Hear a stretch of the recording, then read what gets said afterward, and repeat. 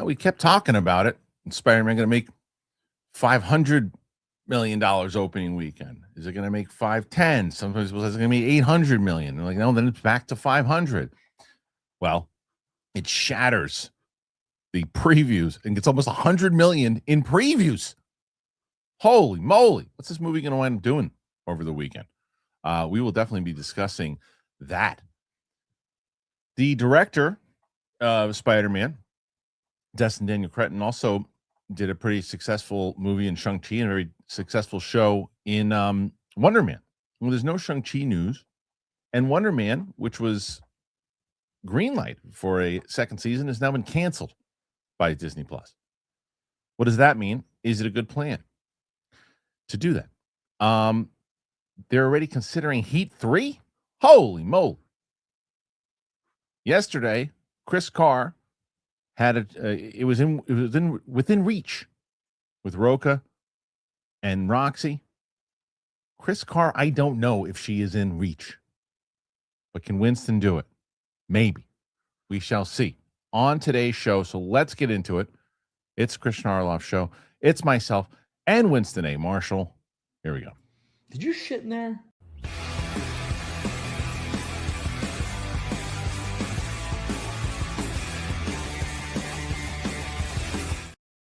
Welcome back, ladies and gentlemen, to the show. It is Friday. Joining me on the show, Winston A. Marshall is here.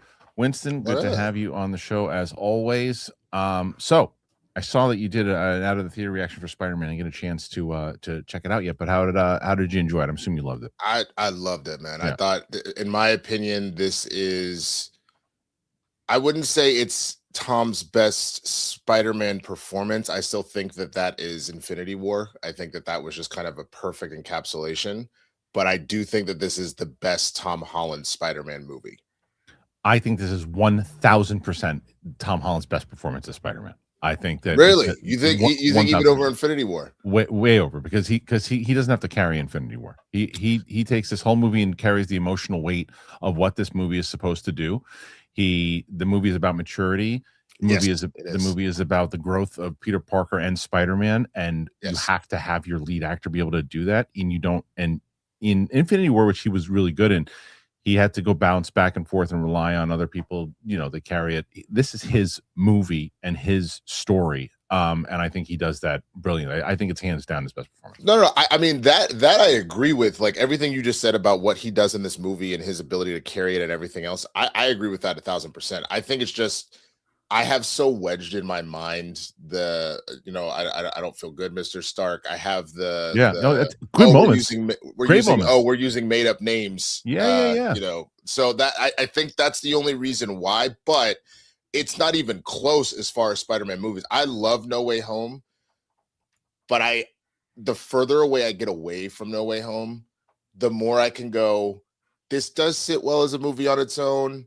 But if we're keeping it a buck, it's the nostalgia of putting all three Spider-Men together and all the villains and all that kind of stuff versus this just as a standalone. I'm sitting here, I'm watching this movie. I was blown away by how well put together it is. And I think not just Tom and Zendaya, who have matured into such powerful actors, Sadie Sink is maybe one of the most talented young actresses in Hollywood by a mile. Totally. Yeah. I mean, and Destin Daniel Cretton has really announced himself by that this is his third project in a row where he's knocked it out of the park. Yeah. So I loved it, man. It's good. And I don't know yet where I am as far as favorite Spider-Man out of the Tom Holland movies. I think I've got to go back and watch this one again. I do still really love No Way Home, but this one is very special, and I want to check it out again. It was fun to watch Sam's first Spider-Man movie in the theater and first Marvel movie in the theater. So that was was that, dude? It was fun. She had a good time. I don't know if you saw her out of the theater reaction. I saw you. Did she do a separate one other than the one she was in with you? No. We just did that. But we did an out of the theater reaction. We did a non-spoiler, and we just shot our spoiler review for it, which will drop today. It's just being edited once. And then it's pretty good. I won't lie, since this is the first one that you took her to and all that, there was definitely a split second moment, because obviously when you were here, I went to a number of stuff with you and Yeah. did them with you. I definitely was like, I guess dad has a new favorite child. This is Hilarious.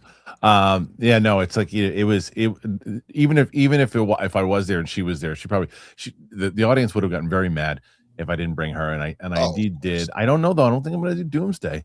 I think I'm gonna wait on that one. I don't know. I gotta see.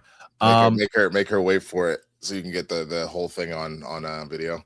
Yeah, I think so. But anyway, speaking of Sam, for people who are wondering, the Obi-Wan Patterson cut reaction will be out after this show today, so around like 2:30. And the other thing I will be doing, like I've been doing the last couple of days, and I'll be doing it leading up to the Kickstarter launch and during the Kickstarter. What I'm going to do is we have our questions and everything that we have set up. You guys already put in 20 questions. You guys are trying to see if Winston can take out Chris Carr, which I think is definitely the leader right now.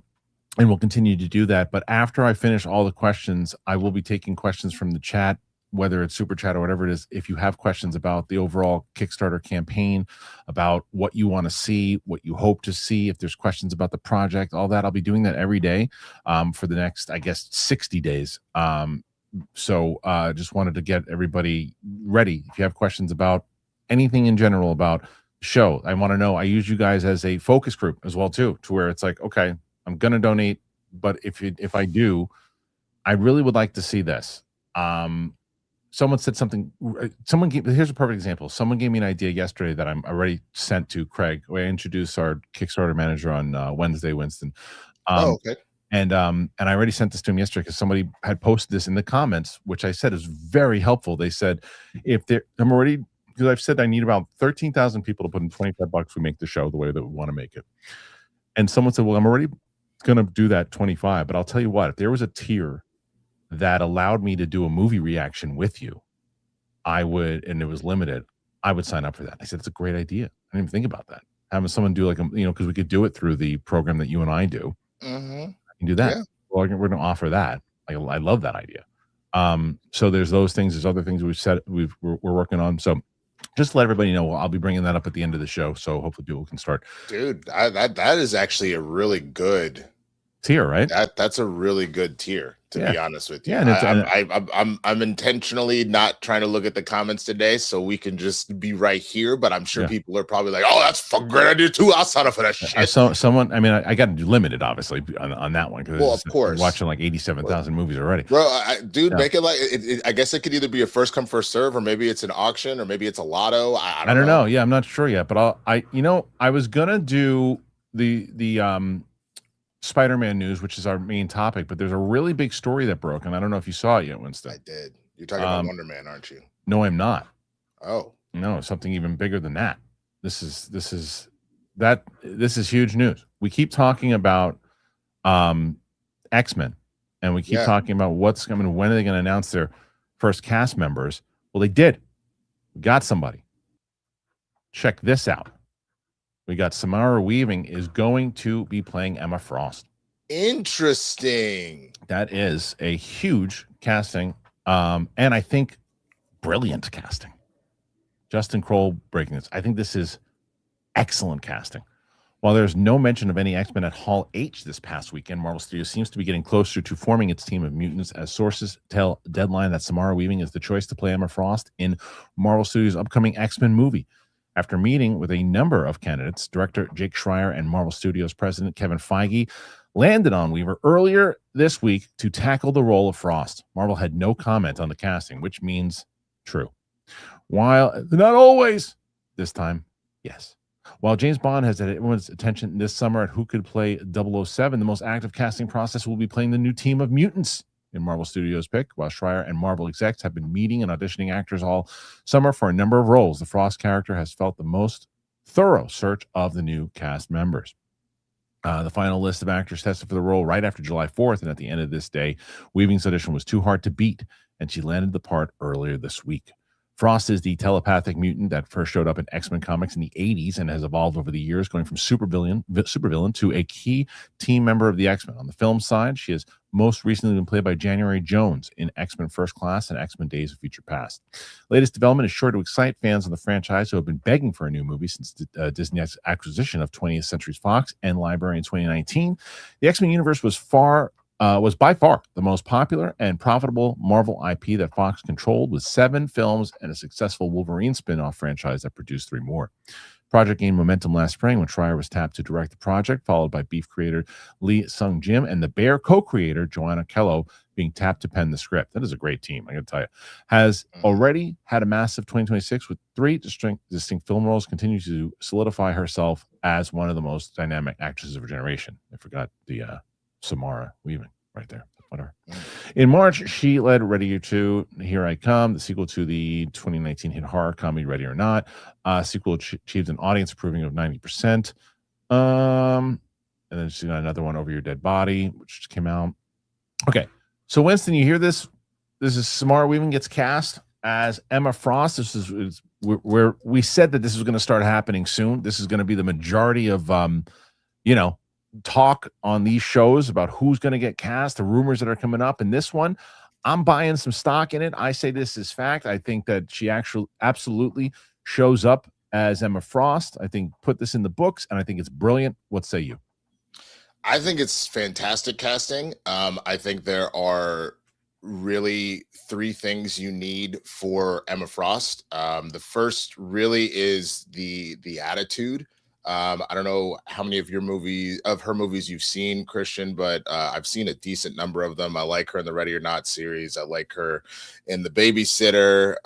Like she's had a number of those. So she's got the attitude. You have to have the perceived intelligence, like to be able to give that off. Same thing. We've more than seen her do that as well. And then if we're just keeping it a buck, it's sex appeal. Emma Frost is supposed to be. Jean can be sexy at times, but there's more of the girl next door element to Jean. And then for Cyclops, essentially when he ultimately ends up getting with Emma and kind of cheating on Jean in that regard, or when Jean is dead and they get together, like depending on what time of the storyline that's all happening, you need Emma comes in and she just is too much. And Scott's like not only into her because she's a telepath, but also he's just looking at her like, damn. And Samara's got that, especially she had a kid recently, so she's also got some things because people have been trying to associate, like if you think January Jones before, people were trying to associate Sydney Sweeney for this, which I don't think would have been a good casting choice at all, like all that kind of stuff.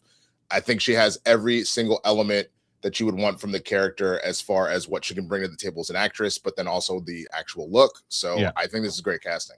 And I also think that this is the perfect person to lead with, meaning the first one that you get the news of, because if they would have led with like Cyclops, or because I think this was leaked, whether it's Cyclops or Rogue or anything like that too, it's like, don't do that right away. Don't do that right away. Tease first about it, because this is a really good actress and a character that in the movies has not. I mean, she was fine in the movies. She didn't have that kind of lasting impact that say like Cyclops or Rogue or Wolverine has, right? But because you already know, it's like, hey, we're casting, and look at the kind of talent we're putting together on this.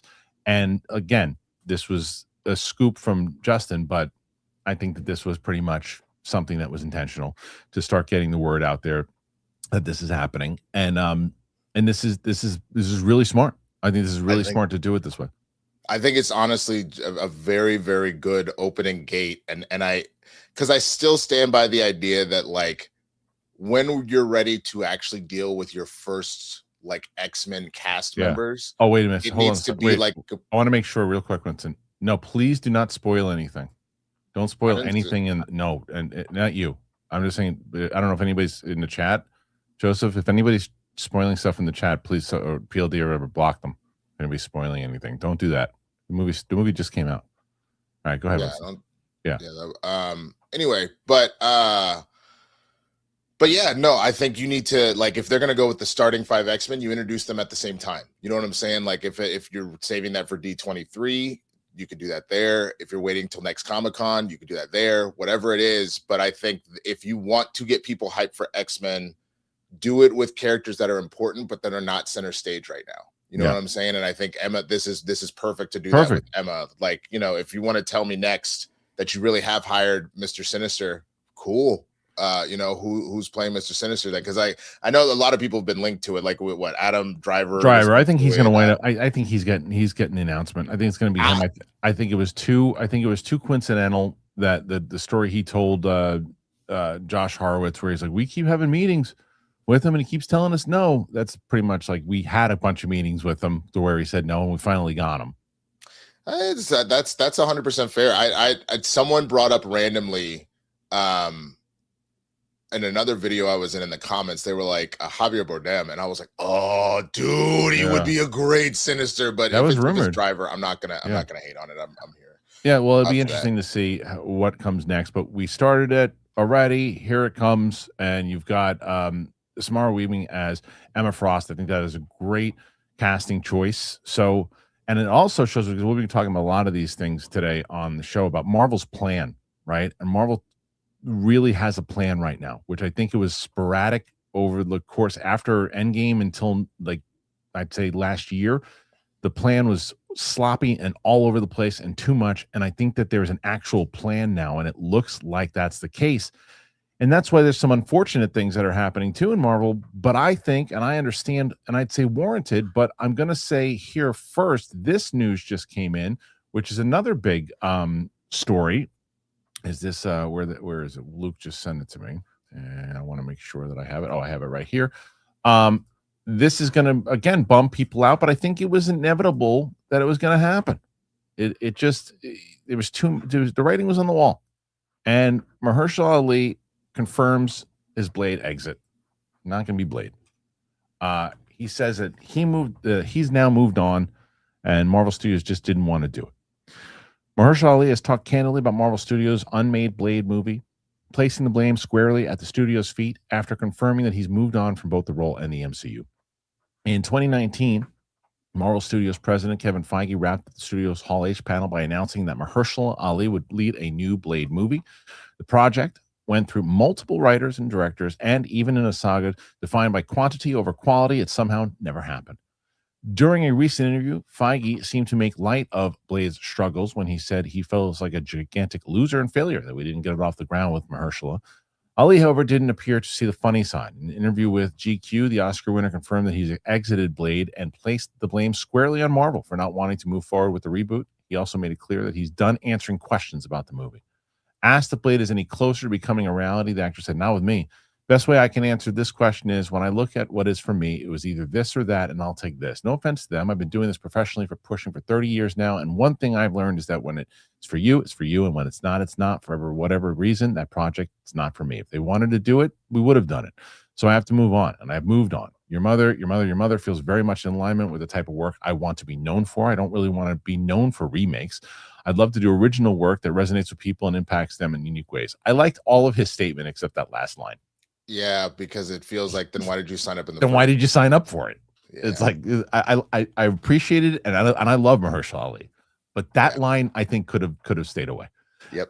Because that sounds salty. The other of it sounds like, F you guys. I was here for you, and now this is what I want to do. Yeah. But I don't want to be known for remakes. It's like you can't. That's hard to say, because what happens if another great idea comes from a remake? Well, you said you didn't want to do it.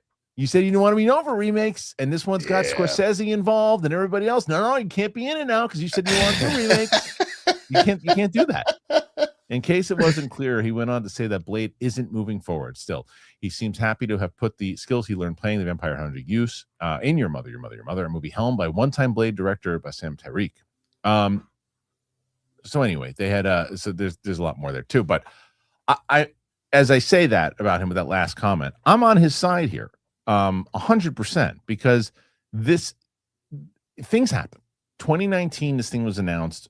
This was before the pandemic hit. So all these other things was before the reshaping and changing and different executives and all that. So I can understand where Marvel can changes things. But as they say in the article, they were making a bunch of shit too, and other stuff that, I mean, I'll be honest with you, I would have rather seen a Blade movie than She-Hulk or the Marvels or a lot of this other crap that they put To out. be honest, than Ghost Rider, I'm excited for it, but I would have 1,000% rather have seen Blade over Ghost Right. Rider right now if you gave me the Yeah. option. I mean, look, a lot of these movies that just didn't. I mean, didn't play out. And things that just didn't work. Other TV shows and other things that they put out there, I don't know, just didn't. You could have done this for smaller and taken a page out. Maybe that was the thing. They wanted to find the right way to do it, but this cements the thing. They're going to have Blade eventually. They will. It's just not going to be him. And at this point, it shouldn't be for both their sakes. But we get that kind of confirmation now from him because this is and I look and this is the other side of it where Feige did kind of laugh and I'm like, oh, I can't. It stinks that we didn't happen. That didn't make it happen. And he kind of has a laugh on his, laughs about it. And Mahershala, I'm not laughing. It's bullshit, and I don't blame him. Like, is it because to them they have 1,000 other things, and he's working on a bunch of stuff too, Mahershala Ali, but this is the guy's job, and you kind of strung him along for a long time. Right. So I get why he would be upset. Again, I think the remake comment could have been, we could have cut that part out. Afterwards, over the published, I'm like, take the last part out. But other than that, I think it was a fair statement. I think it was a completely fair statement on his part. I would be equally as upset if I was him, because I think the other element of it that would make me upset is the idea of it's not just a failure on Marvel's part. It looks like a stain on his career because people have probably been asking him for years. Okay, man, so when's Blade coming? When's Blade coming? Aren't you getting a little old to be Blade? Damn, Wesley Snipes talks some shit in Deadpool and Wolverine. Like, it's just one thing after another since 2019. So on the one hand, I'm sure he's not that upset because they would have to pay him to have him in a holding pattern for that the entire time. So he did just get a bunch of free money for them to call him Blade since 2019. But on the other hand, if you were actually excited about the character in the project, I would also be pissed. I would be like, whatever, man, like no bad blood, but this was really annoying. Yeah. And plus the fact, like he says, I'm over talking about it. I hate to tell him this stuff, but there's going to be not only will more people bring it up and he's going to say, I don't want to talk about it anymore. When they finally do recast, more people will be asking him about it too. Whatever. How do you feel about Michael B. Jordan playing Blade? Right. Right. Yeah. So maybe that's what Dames and Idris does. Maybe Dames and Idris is Blade. That actually, I could F with that. Let David Johnson be T'Challa. Let Dames and Idris be Blade. That would be kind of fire. Yeah. And I think I think they need to go younger for Blade. I think they have. I think so too. That was the only thing when they announced him. I was like, if this is coming off the ground immediately, otherwise, because isn't he already in his 50s? Yeah, he's been in the industry for 30 years. I don't remember him being a teen sensation, so I would assume he's in his 50s. Yeah. All right, hold on. Apparently, the audience says that there's still some more meat in that article that we should take a look at. So let's. I'll go back to it. Hold on. Give me a second. Okay, let's see what else is there. I thought it was just more about the other project he was working on. Okay, here it is. Sorry, bringing it up now. See, I listen to you guys. Okay, so he says, "Look, so I'm good." Again, there you go, Winston. They had me under contract. They have billions of dollars. If they wanted to do the movie, we would have done the movie. So we're not doing the movie. When I look at this and Blade, I could have done both. And the reason this even exists is because of the project fell apart and Bassam had the time, the space, the energy, and focus to go and write this and then reapproach me. I was able to use those skills and that I've been working on for over a year training for Blade, and that way I feel creatively redeemed on some level, just in my own journey between me, myself, and I. It's just like a super headache for him. I really don't blame him. He added before stating that he's done talking about his movies, but I really feel ready to move on from the Blade questions. The questions are for them. They didn't want to do it, so they should answer that question. Close as we came to see him in the MCU was ultimately his voice cameo in Eternals. Wesley Snipes reprised the role in Deadpool Wolverine. It is without a doubt Marvel Studios' greatest failure. I don't know about that. Greatest failure? I mean, it's one of their failures. I don't know if it's the greatest failure. To launch, maybe the things that have fallen apart. Maybe that's what I'm saying. If you want to say failure to launch, I'll give you that. But I think there's stuff they put out that was worse than this not happening. Totally. While there have been rumors about Ali playing Daywalker in a Midnight Suns movie, it's obvious that it's now not happening. Okay. I don't know how much more meat that was, but it's fine. The same type of stuff that he said. But either way, I think that this is, it happens. It's business, moves on, and he's allowed, and he should be a little like annoyed. Yeah. He's annoyed. Real quick, because for Yeah. half a second, once you said somebody mentioned there was more meat on it, I tried to see what the comment was. Someone just asked me, they said he's not that old if he's doing other action movies. You got to understand something. I'm not saying that you can't be an action star well into your like 60, because it isn't Tom Cruise pushing 60 now. Yeah, but it's not even just that. It's the commitment that you have to make to Marvel moving forward. It's a 10-year commitment, more or less, Yeah. with Marvel, but it's also you are playing Blade, a vampire who doesn't age. And I know black don't crack, but like, I would much rather you have somebody that's in their 30s so that they can kind of more or less look the same for the next 10 to 20 years versus somebody that if you're in your 50s to 60s, you start to see the change. He's 52, but that means by the time he's done playing Blade, he'll be in his 60s. 62. Right. I mean, what's Wesley Snipes? 65, 64? Yeah, right. So like that, it would make more sense to have a 30-year-old that or 100%. somewhere like even 35. But, that Winston, I made this point the other day, and I'm going to repeat it. The thing is, your generation, my generation, right? We're the ones that still go to these movies, but they should not be casting for us. They should be casting to get the younger Gen Z, Gen Alpha. They should be casting to get them in the theaters. Like we know the characters, we know everything. That you can't cast in our generation anymore. You got to cast. That's why. Look at Emma Frost. How old is Samara Weaving? She is 26. 30. Oh, really? I think she's 32. Okay, but still younger. Looked it up. Younger. And so, and Sadie Sink, and then all these different people, and the people are rumored, and you get freaking whoever it is, it's Cooper Hoffman. You get all these different people that are getting cast in these movies, the younger generations, and they are who you want to get into that theater. So it makes sense. Okay.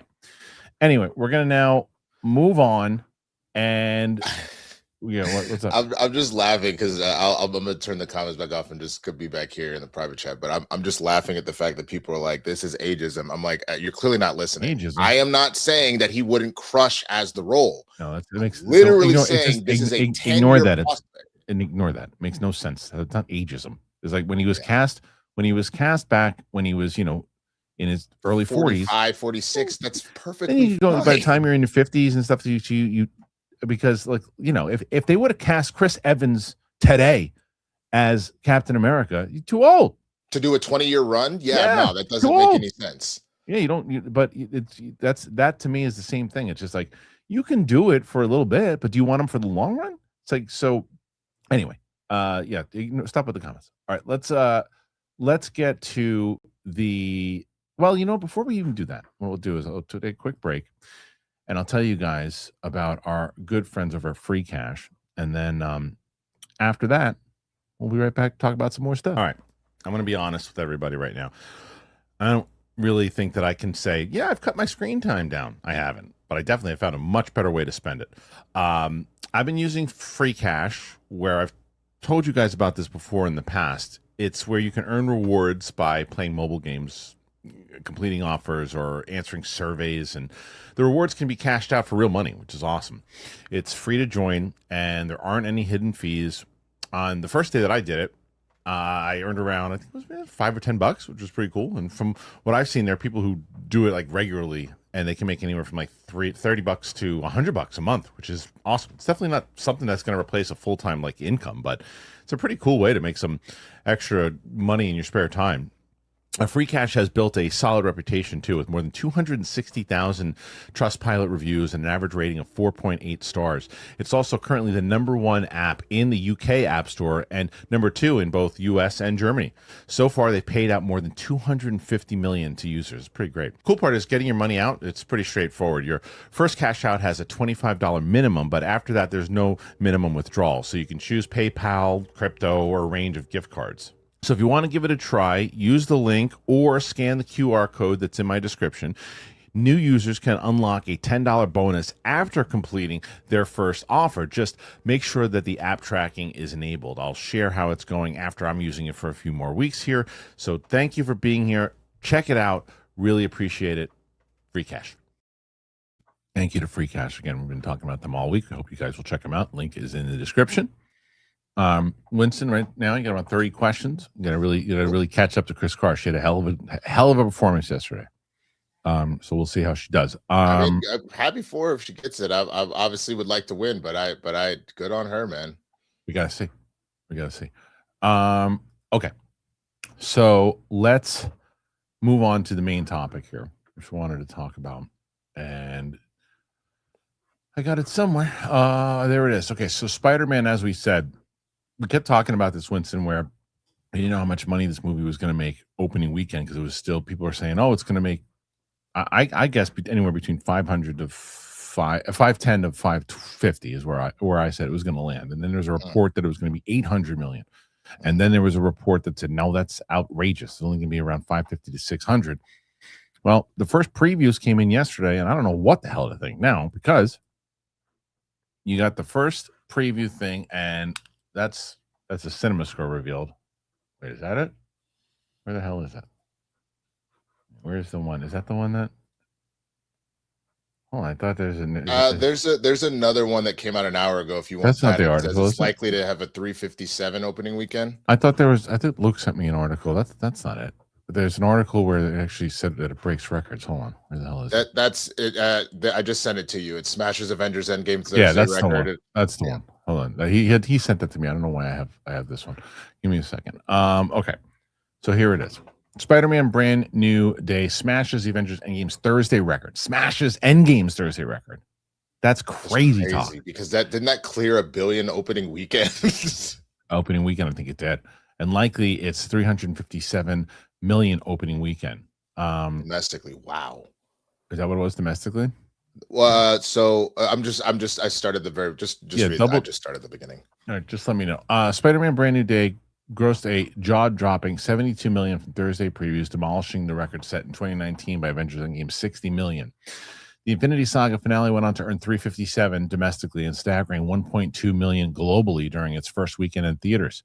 While the latest Spider-Man movie won't have a bigger global debut, it should beat Endgame's opening weekend in North America. If so, that would see the wall-caller set the record for the biggest debut ever, a result that's amazing, spectacular, and frankly, astonishing. For context, the biggest previews for 2026 before now were The Odyssey, which was 17.6, and Toy Story 5, 17.5. The latter has gone on to gross over 1 billion, while the former, which has taken Spider-Man Brand New Day IMAX screens, crosses 700 million earlier this week. In 2021, Spider-Man Brand New Day made 50 million from Thursday previews and made 260 domestically and 587 worldwide. Now, COVID was an issue at the time, but the movie still finished its run with 1.9 billion in total.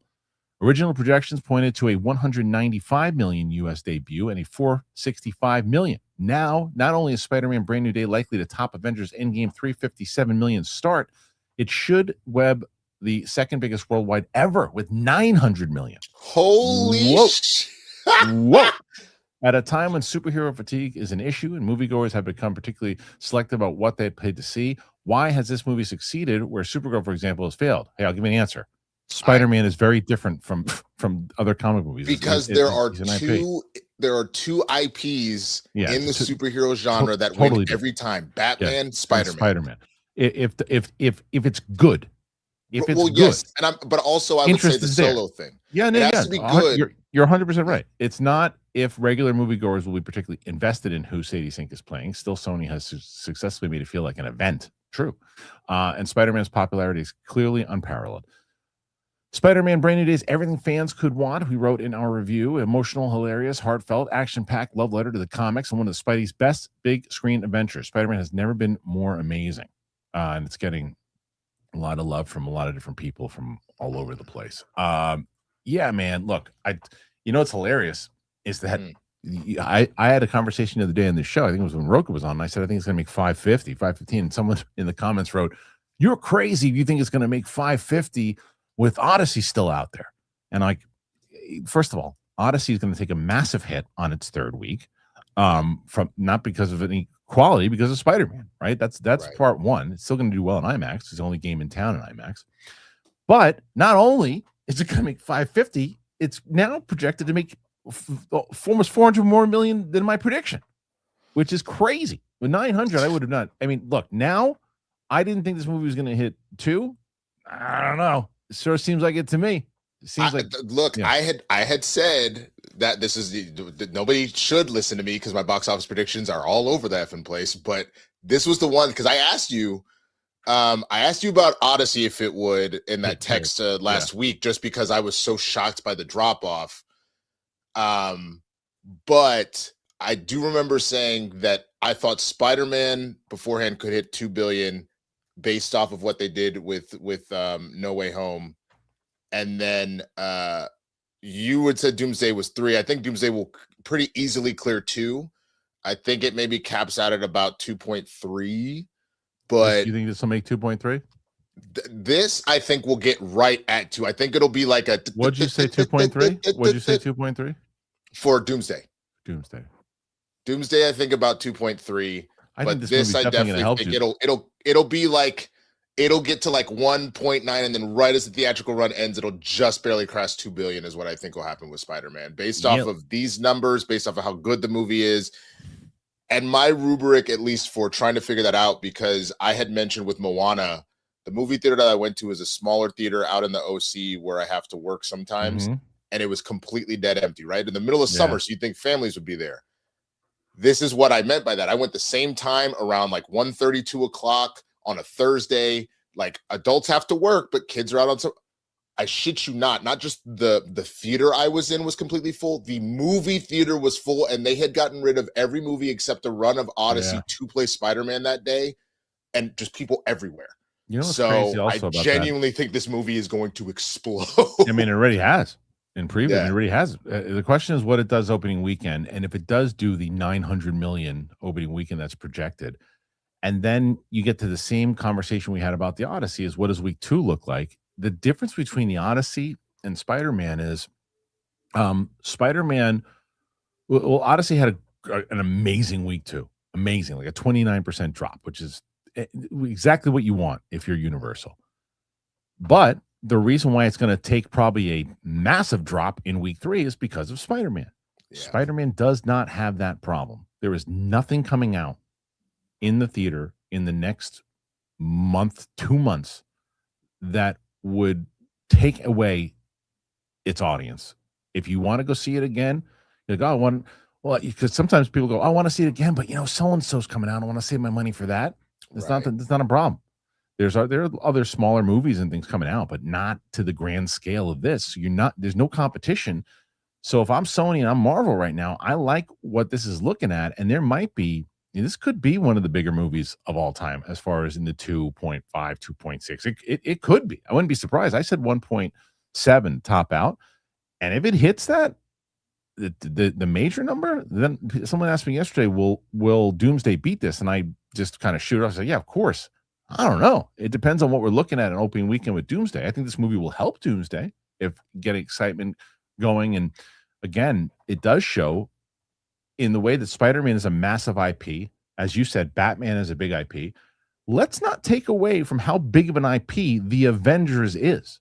Which is fair. I meant more from the standpoint when I said IP, I should have said. No, you're right. I'm not combating you on that. I'm agreeing with you. I'm just also adding that.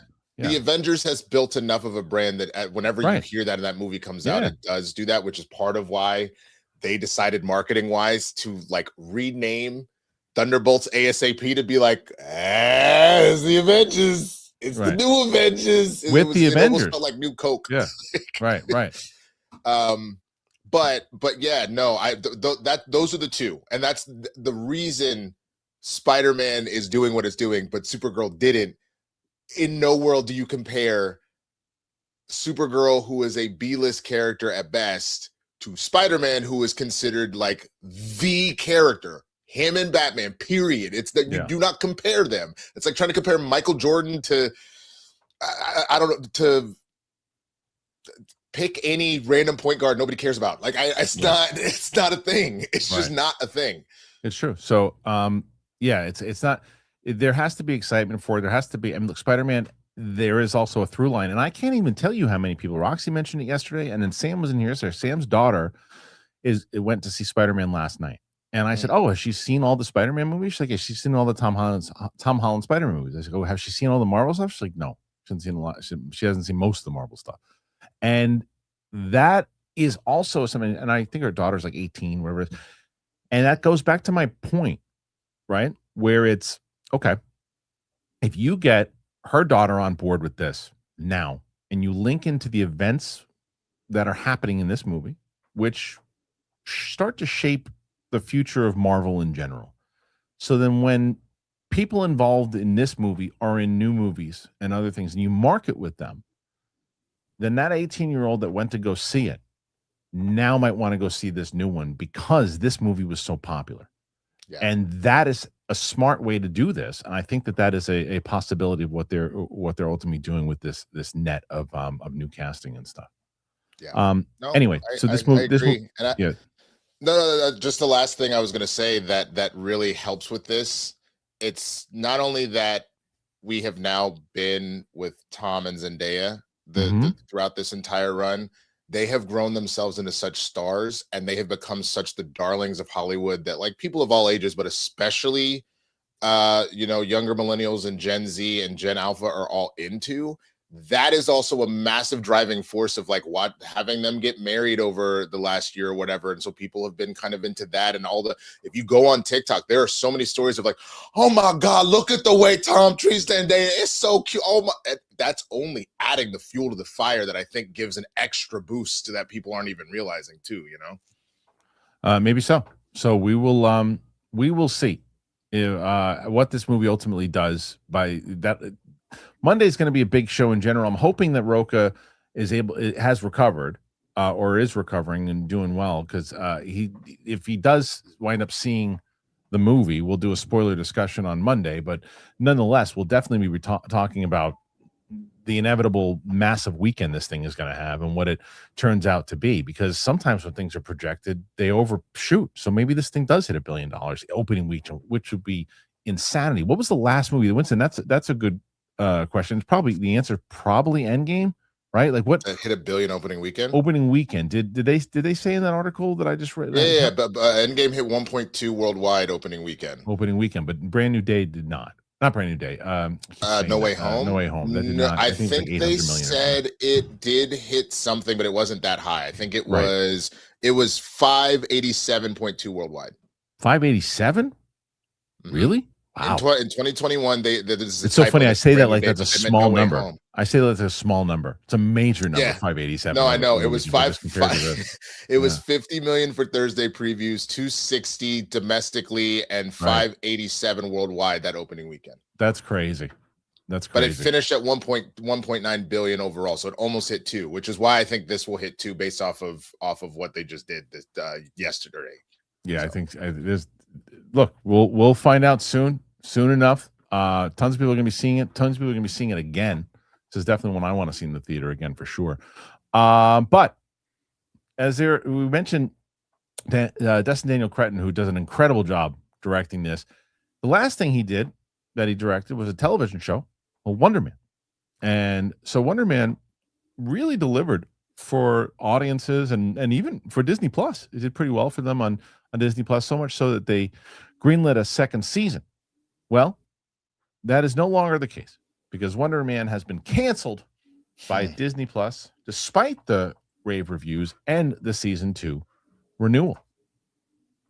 So, ahead of an exciting weekend for MCU fans with Spider-Man Brand New Day, it has been revealed that Disney Plus has axed Wonder Man despite its season 2. Now, there's an update. Wonder Man showrunner Andrew Guest has weighed in, confirming that Marvel has indeed scrapped the series. Marvel has canceled Wonder Man. I'm so proud of the show we made. So grateful that I worked with Destin Daniel Cretton, Yahya Abdul-Mateen II, II, and Sir Ben Kingsley. I want to thank everyone who watched, all the critics who supported us. He concluded, clearly reeling from the decision to end Wonder Man days after Cretton, doing the rounds to promote Spider-Man Brand New Day, was talking about season 2. Variety has learned that Disney Plus has canceled Wonder Man after one season. The series, which premiered in January, scored a season 2 renewal in March after rave reviews from fans and critics alike had it at 91%. Season 1 ended with something of a cliffhanger, with Simon Williams broke Trevor Slattery out of the Department of Damage Control Supermax prison. Season 2 plot details were never revealed. We know one idea to explore what became of actor Josh Gad after he vanished into dormant and never returned. According to the trade, a writer's room for season 2 was never open, and the show's writers have been released to pursue other projects. Destin, Daniel Cretton, Andrew Guest created Wonder Man, with the latter serving as the showrunner. Cretton, who helmed this week's Spider-Man Brand New Day, directed the first 2 episodes. Series also landed Yahya Abdul-Mateen an Emmy nomination for outstanding lead actor in a comedy series. Disney didn't release any official viewership. It made only 1 appearance in the Nielsen streaming top 10 charts, debuted at number 8, and it slipped out the following week. Daredevil Born Again has also rarely fought into that list, so it's now hard not to wonder whether season 3 will be its last. Anyway, according to an individual with knowledge of the situation, while Wonder Man is not proceeding with season 2, the characters featured in the series could still appear in other Marvel projects in the future. It's possible that Cretton and Guest couldn't figure out how to continue the story, and rather than develop a subpar product, they may have decided not to move forward with more episodes. A big part of the series was exploring Simon's love of acting and continuing the story after he became an A-list star and a fugitive. Would have turned Wonder Man into a very different show. Outside of Loki and Daredevil, Born Again MCU TV shows have only received 1 season. Neither Cretton nor Guest have commented on the news.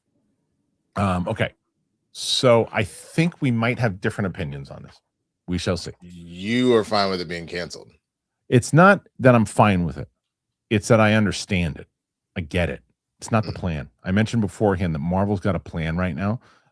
One of those plans is taking care of Destin Daniel Cretton. He is now, after this movie, a megastar director.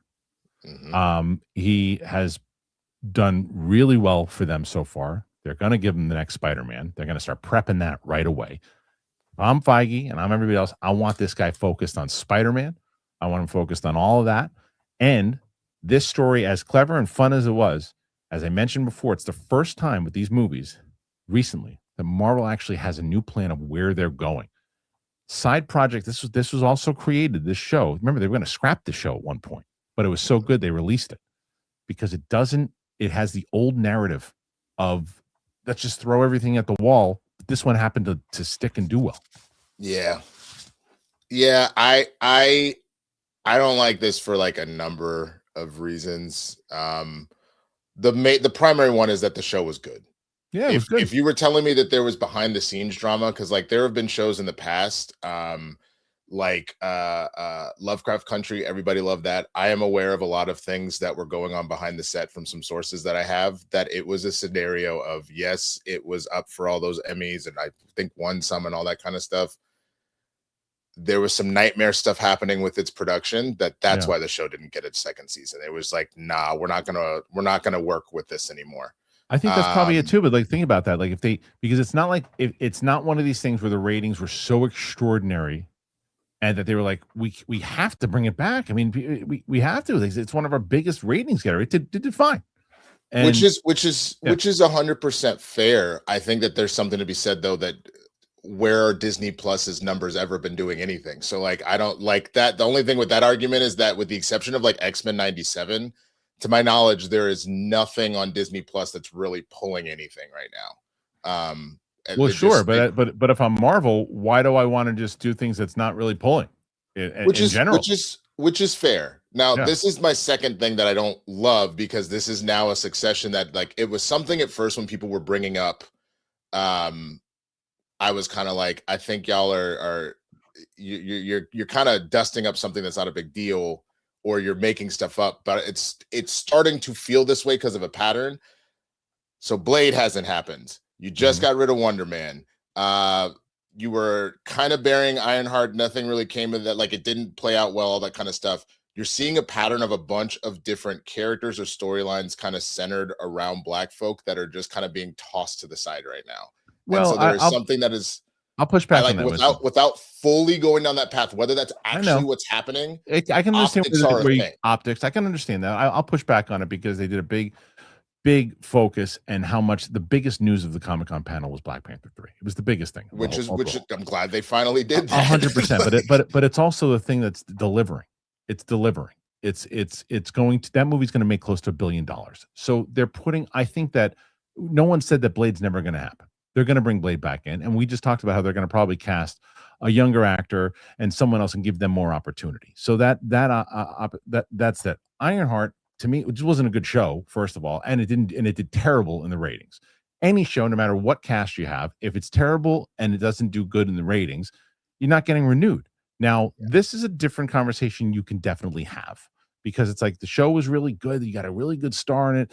Maybe you get a shot to do it. I think that it comes down to plan. I think it comes down to it just doesn't fit the plan. Now, the other side of the reason why I push back on that is because they said in this, if Yahya shows up again as this character, in another movie, and they can build off him. They didn't completely scrap him and get rid of him and get rid of everybody, and they acknowledge that people really love him. Then I think there's some more merit to that. But I think it's what is you have to be careful of is just because I think that the fact that these shows got made were amazing.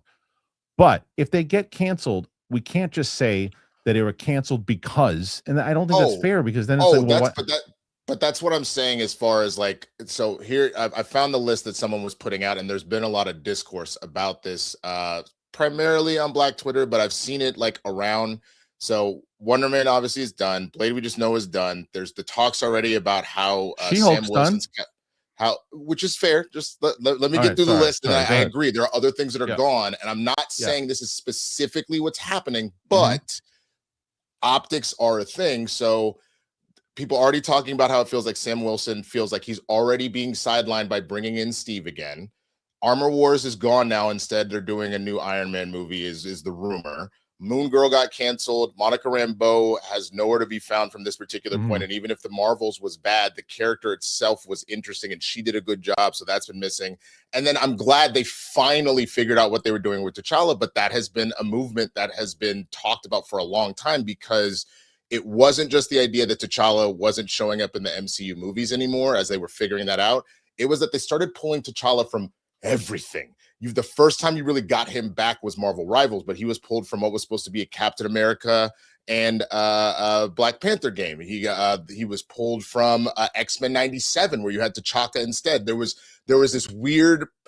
Again, I am not saying that it is directly happening, but I see people connecting the dots one way or the other. And again, whether or not that's true, optics are still a thing. That's the only thing that I'm saying. I'm not making accusations. Yeah, I know. I see why people see it that way. Yeah, I just I think that it depends. Sometimes you can really dive deep and look at this stuff and go, wait, that's shady as shit the way that they did that. This, to me, in the same way that a lot of the things that are canceled or moved or whatever it might be were because of plan and other things too.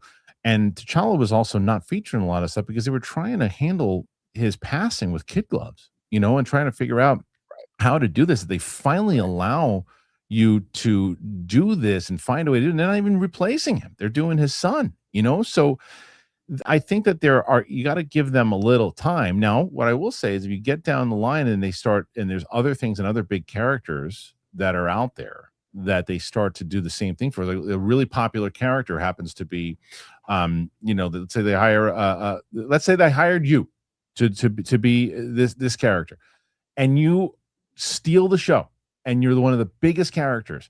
And then like, well, we're not using him anymore. I'd be like, why aren't you using Winston? He was one of the most popular characters you have. Like, again, like I bring up like Yahya. They should bring him back. People love them. Now, if they do, and they do it, maybe we have a better place for him. So anyway, it's a conversation that I think is healthy and we should continue to have. So and I want to reiterate one more time. I am not making an accusation, but I've seen the discourse going around, and I could see why people would look at it and go, "Yo, what the hell?" Like it's the whole idea of what one time is an instance, twice is a coincidence, and then three times is a pattern. If you see that many in a row, I don't blame someone from going, "Yo."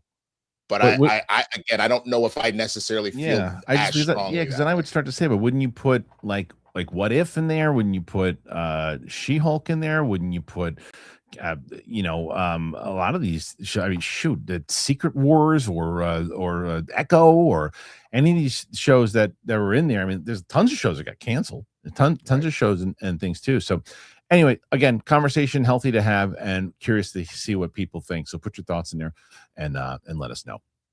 We're going to shift away from the comic book world. And I don't know, Winston, I forget the answer to this question. I know there's a lot of stuff in a certain realm that you didn't see, but have you ever seen the first Heat? No. Oh man. Okay. One of my favorite movies of all time. So, that was on the list because essentially we were talking about, man, you missed like all the mobster movies. So. Yeah, and this one's like more like a heist than anything else too. Cool.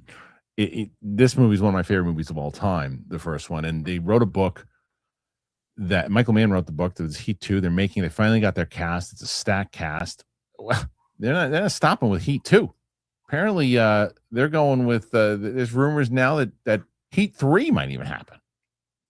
Oh, sorry. There you go. So Heat 3 is already being considered. So a new behind-the-scenes account of the upcoming sequel to the 1995 crime drama Heat, should be called Crama, has been posted at the Wrap and goes into how the film found its current home at Amazon MGM after some development struggles. What's really interesting is that those involved are very bullish on the sequel's economic prospects. Amazon reportedly believes the film could gross $500 million worldwide. What? I don't know that. And are so confident that their source is saying that a third Heat is currently being plotted to extend the world of Heat further. Producer Jerry Bruckheimer adds that he believes that Heat 2 could be as successful as the F1 film that he produced. It kind of has to do well, and the movie boasts a sizable $165 million budget, but did land a $40 million rebate from the California Film Commission to help it along. The report confirms that Mann delivered a draft of the Heat 2 screenplay in March, but Warner's coming off a high-profile failure like Joker Folly of Doo-Doo and Mickey 17 at the time were spooked and would only make the film for $125. Mann said he needed $220. Paramount and Sony then went on to jointly produce the film for $160, with both contributing $80 million each. Then, in September, Paramount abruptly pulled out of the deal, and Sony wasn't willing to commit to the full budget, so it bowed out as well. Then Amazon came along, and following me, that was breakfast for them, so they said fine. Following Mann making some trims to his once 190-page screenplay and rebate going through, the film got on track with shooting to kick off in November and spanned L.A., Chicago, Paraguay, and Singapore. Film stars, and this is where it's going to get. This is where that cast comes into play with that potential worldwide box office. Leonardo DiCaprio playing the Val Kilmer role. Christian Bale is playing Vincent. Christian Bale is playing Vincent? Okay. Oh, wait, no. I knew that. Wait, Vincent. None of this means anything to me, but okay. So Leonardo DiCaprio is playing Val Kilmer's role that he played in the original. Christian Bale is Vincent Hanna is Al Pacino, which is interesting too. Christian Bale's like 10 feet taller than Al Pacino. And Stephen Graham as Neil McCauley, which I think is interesting casting. The Kilmer, Pacino, and De Niro roles in the original. Adam Driver is in negotiations to portray Otis Wardell, one of the novel's new central antagonists. He, too, hasn't set a release date, but 2028 seems likely. I will be there opening day. Okay, well, so do I need to hold out to do a reaction with you, or should I just go watch? You should hold out, because we'll get to that one. That's one that we should definitely do together. But it's that this is where the cast really is going to come to play, like a lot, right? Because there are certain times where the name of the product alone sells it. Now, Heat 1 is beloved, but if you did Heat 2 with unknown actors, as much as I'd be like, it'd be interesting, you're not getting that kind of budget. You're not able to do. You put Leonardo DiCaprio, Christian Bale, Adam Driver in a movie wild together, cast already. And knowing what the tone of the movie is, that to me seems, and the idea that Christian Bale, I would think that Christian Bale would have played. And Stephen Graham, this is the dude from Adolescent, isn't it? Yeah, Stephen Graham is very interesting cast to me, because at the time, I mean, it makes sense, because they're not. What's funny is that it's not like so far back in time that they're probably around the same age that they were in Heat 1, if not older. But they can't be older. But yeah. So I'm very interested to see how it's going to play, and it's probably the mission that comes. And I don't know how. And I didn't read the book, but I don't know how Vincent Hanna, which is the Al Pacino cop character, I don't know how he's involved with this. I don't want to know anything. I don't want to know. So we'll wait to see it. So I'm excited. I'm excited to see it. I'm just looking at the photo from the article, and just how intense both Kilmer and De Niro look. Yeah, like so if that's the vibe, I'm already seeing DiCaprio, Bale, and Graham with that same just like intense ass energy, and all three of them have done it. I'm like actually very here for it. I wonder if they're going to recreate some of the scenes from the original with the new actors. I'm very curious if they're going to do that, because there's one particular. I don't want to get spoilers, but if there's from where Val Kilmer's character in general, if there's a certain scene, if you know the movie, people out there who are watching, between Val Kilmer and Ashley Judd at the end. And if they play that scene and lead this into the new movie with DiCaprio in there, that would be interesting. Because I wonder who's going to play Charlene, who is Ashley Judd. So again, I don't know well yeah, enough. I'm just telling the audience. So anyway, curious what everybody thinks. Put your thoughts in there. Let us know your thoughts. All right, Winston, the time has come. It is time to get into some questions. Can Winston A. Marshall take a victory here this week from his former co-host, Chris Carr? We shall see. So far, people are firing in some stuff. I think we got 60. And like I said in the beginning of the show, if you're just tuning in now, I am going to read through all these questions. And by the time we get to the end of the questions or close to the end of the questions, I'm going to open up the chat in general, just out and not just super chats. Like when it comes to specifically about the Kickstarter for the project, we're launching it in September, most likely September 1st. If there are things that you want to see, if there are things you want to know about the project or anything else, please let me know. You're getting some great ideas. I already got one idea yesterday that I already put forward to the campaign manager that we're going to be putting into play. So it's very, very helpful. So, all right, Winston, here we go. And we're going to start with, as we knew we would, Ron H. Happy Friday. Welcome to Thrust into the Media with BBC. Winston, grab that Viagra. I have a feeling the BBC going to fluke with Brand New Day. So much it may go limp. There you go. After being introduced to him in recent viewing, I am Ron H., a.k.a. a Knight of Finstock. He never knew who Finstock was, and he started watching Schmoedown. I was like, he's perfect for Ron H. I want to see my Lord's antics for the Finstock. You ain't seen nothing yet. Yeah, it gets so much more ridiculous, sir. Ron, did you watch the trial of JTE? I mean, you get the first kind of glimpse of who he really is in that. But there's some huge moments that happen within the next few seasons with him for sure. Ron H. Spider-Man Brand New Day is easily in my top 5 of the year for different reasons. It runs alongside Odyssey, challenging for first place. Great summer for films. Yeah, it's definitely in my top 5. I would put that. I mean, Odyssey, that one, Project Hail Mary. For me, bro, as sleeper, yeah. I don't know if it's in my top 5, but it's certainly going to be in my top 10. The Invite. You remember? Yeah, you asked me, and I said everyone says it's one of the best movies of the year. It is so good. Everybody says that. Yeah. It's so funny because I went on like date night with the fiance, and right before she's like, it's on the internet. It says if you in a relationship and things aren't going well, don't go see this movie unless you're trying to have a fight on the way home. And we're in a great place, so it's nothing like that. But we went and we both looked at it like, God damn, thank God we were in a good place when we went to go see this movie. I gotta see it. Because I hear it's great. Ron also says, for me, Spider-Man Brand New Day was amazing. I'm loving this Spider-Man. Weathered, scarred, he still suits up to do good. He lost so much, but keep going, making mistakes, but trying to make them right. Yeah, absolutely, Ron. Norm and Be That has become a member. Good time to be a member. We have, so as I mentioned, the unedited for the Obi-Wan Patterson cut is already on the channel. The edited goes up today, right after this show. Monday, the Return of the Jedi, and I think, PLD, you're doing House of the Dragon as well on the day of? Yeah. So House of the Dragon will be Sunday, episode 7. Monday will be Return of the Jedi. Tuesday is the edited version of Return of the Jedi. Then we're going to start jumping into The Mandalorian. Ron H., Bart Connor of Rad fame, and his wife, Nadia Comaneci, she was some sort of gymnast, I think, in Montreal to commemorate the 1976 Olympics. She'll need to come down to visit and party. Montreal is one of the places I really want to go. You ever been, Winston? No, I have not. I really want to go there.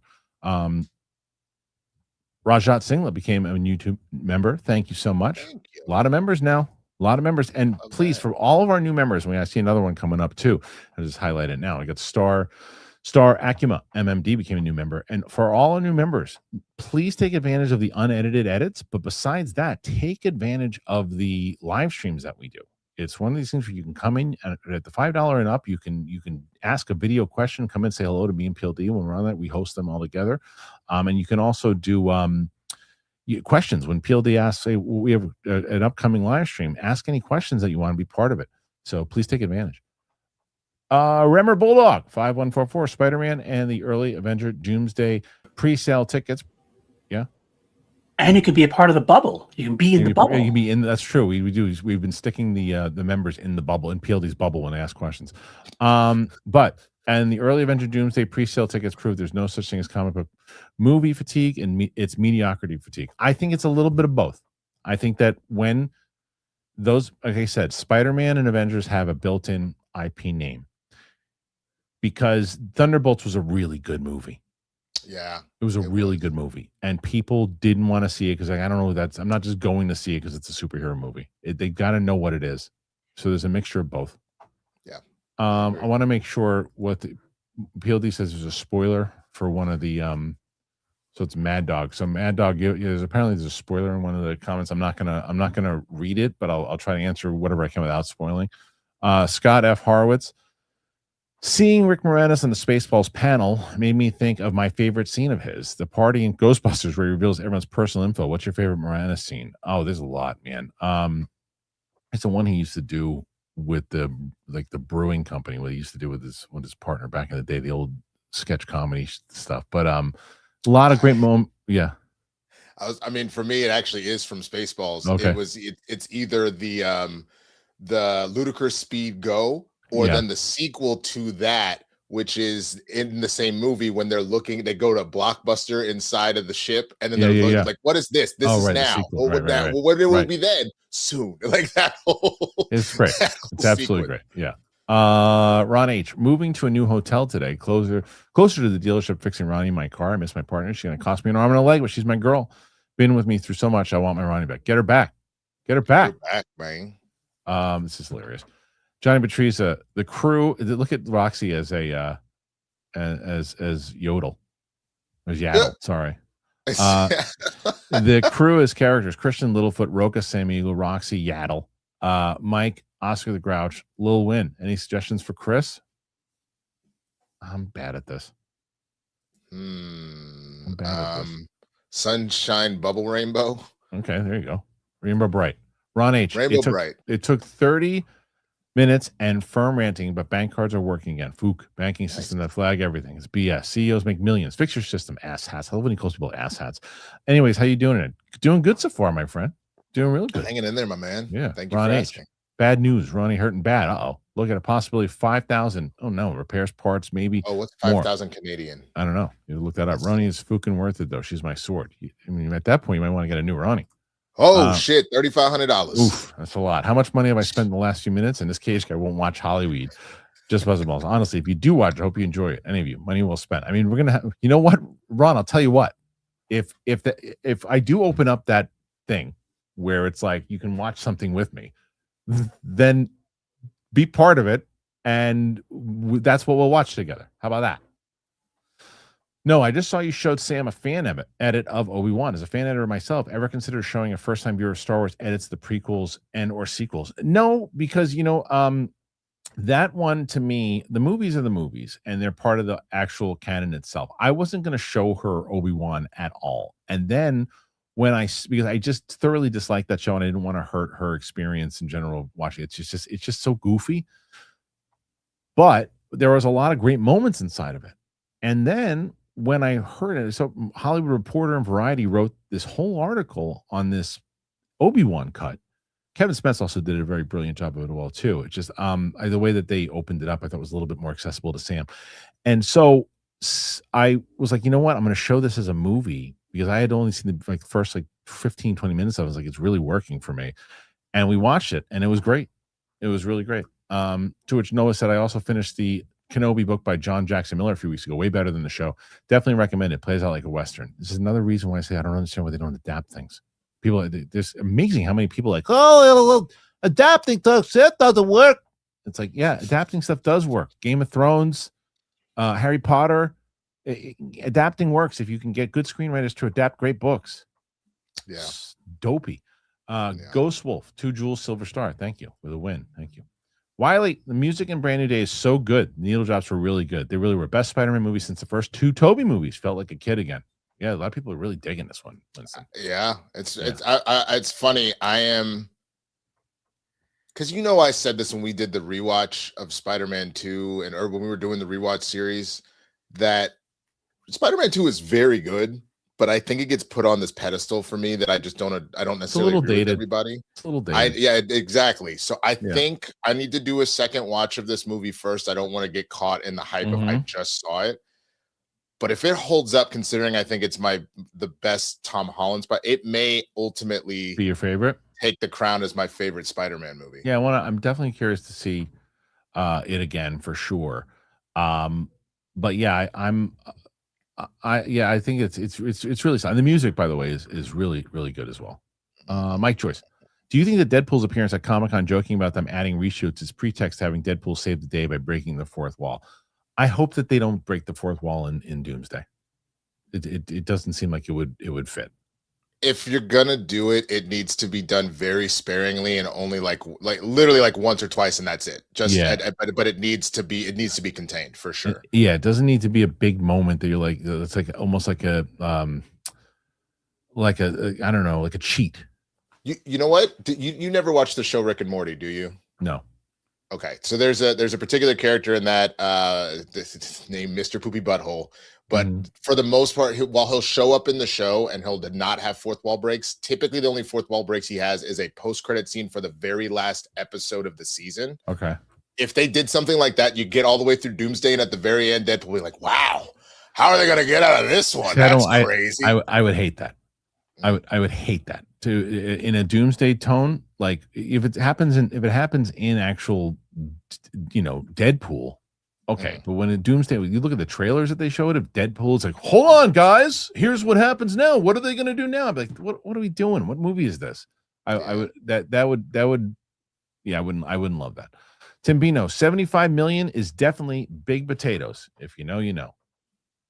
I don't think I know. Do you know? Big potatoes. I don't know if I remember. Peely, do you know what that is?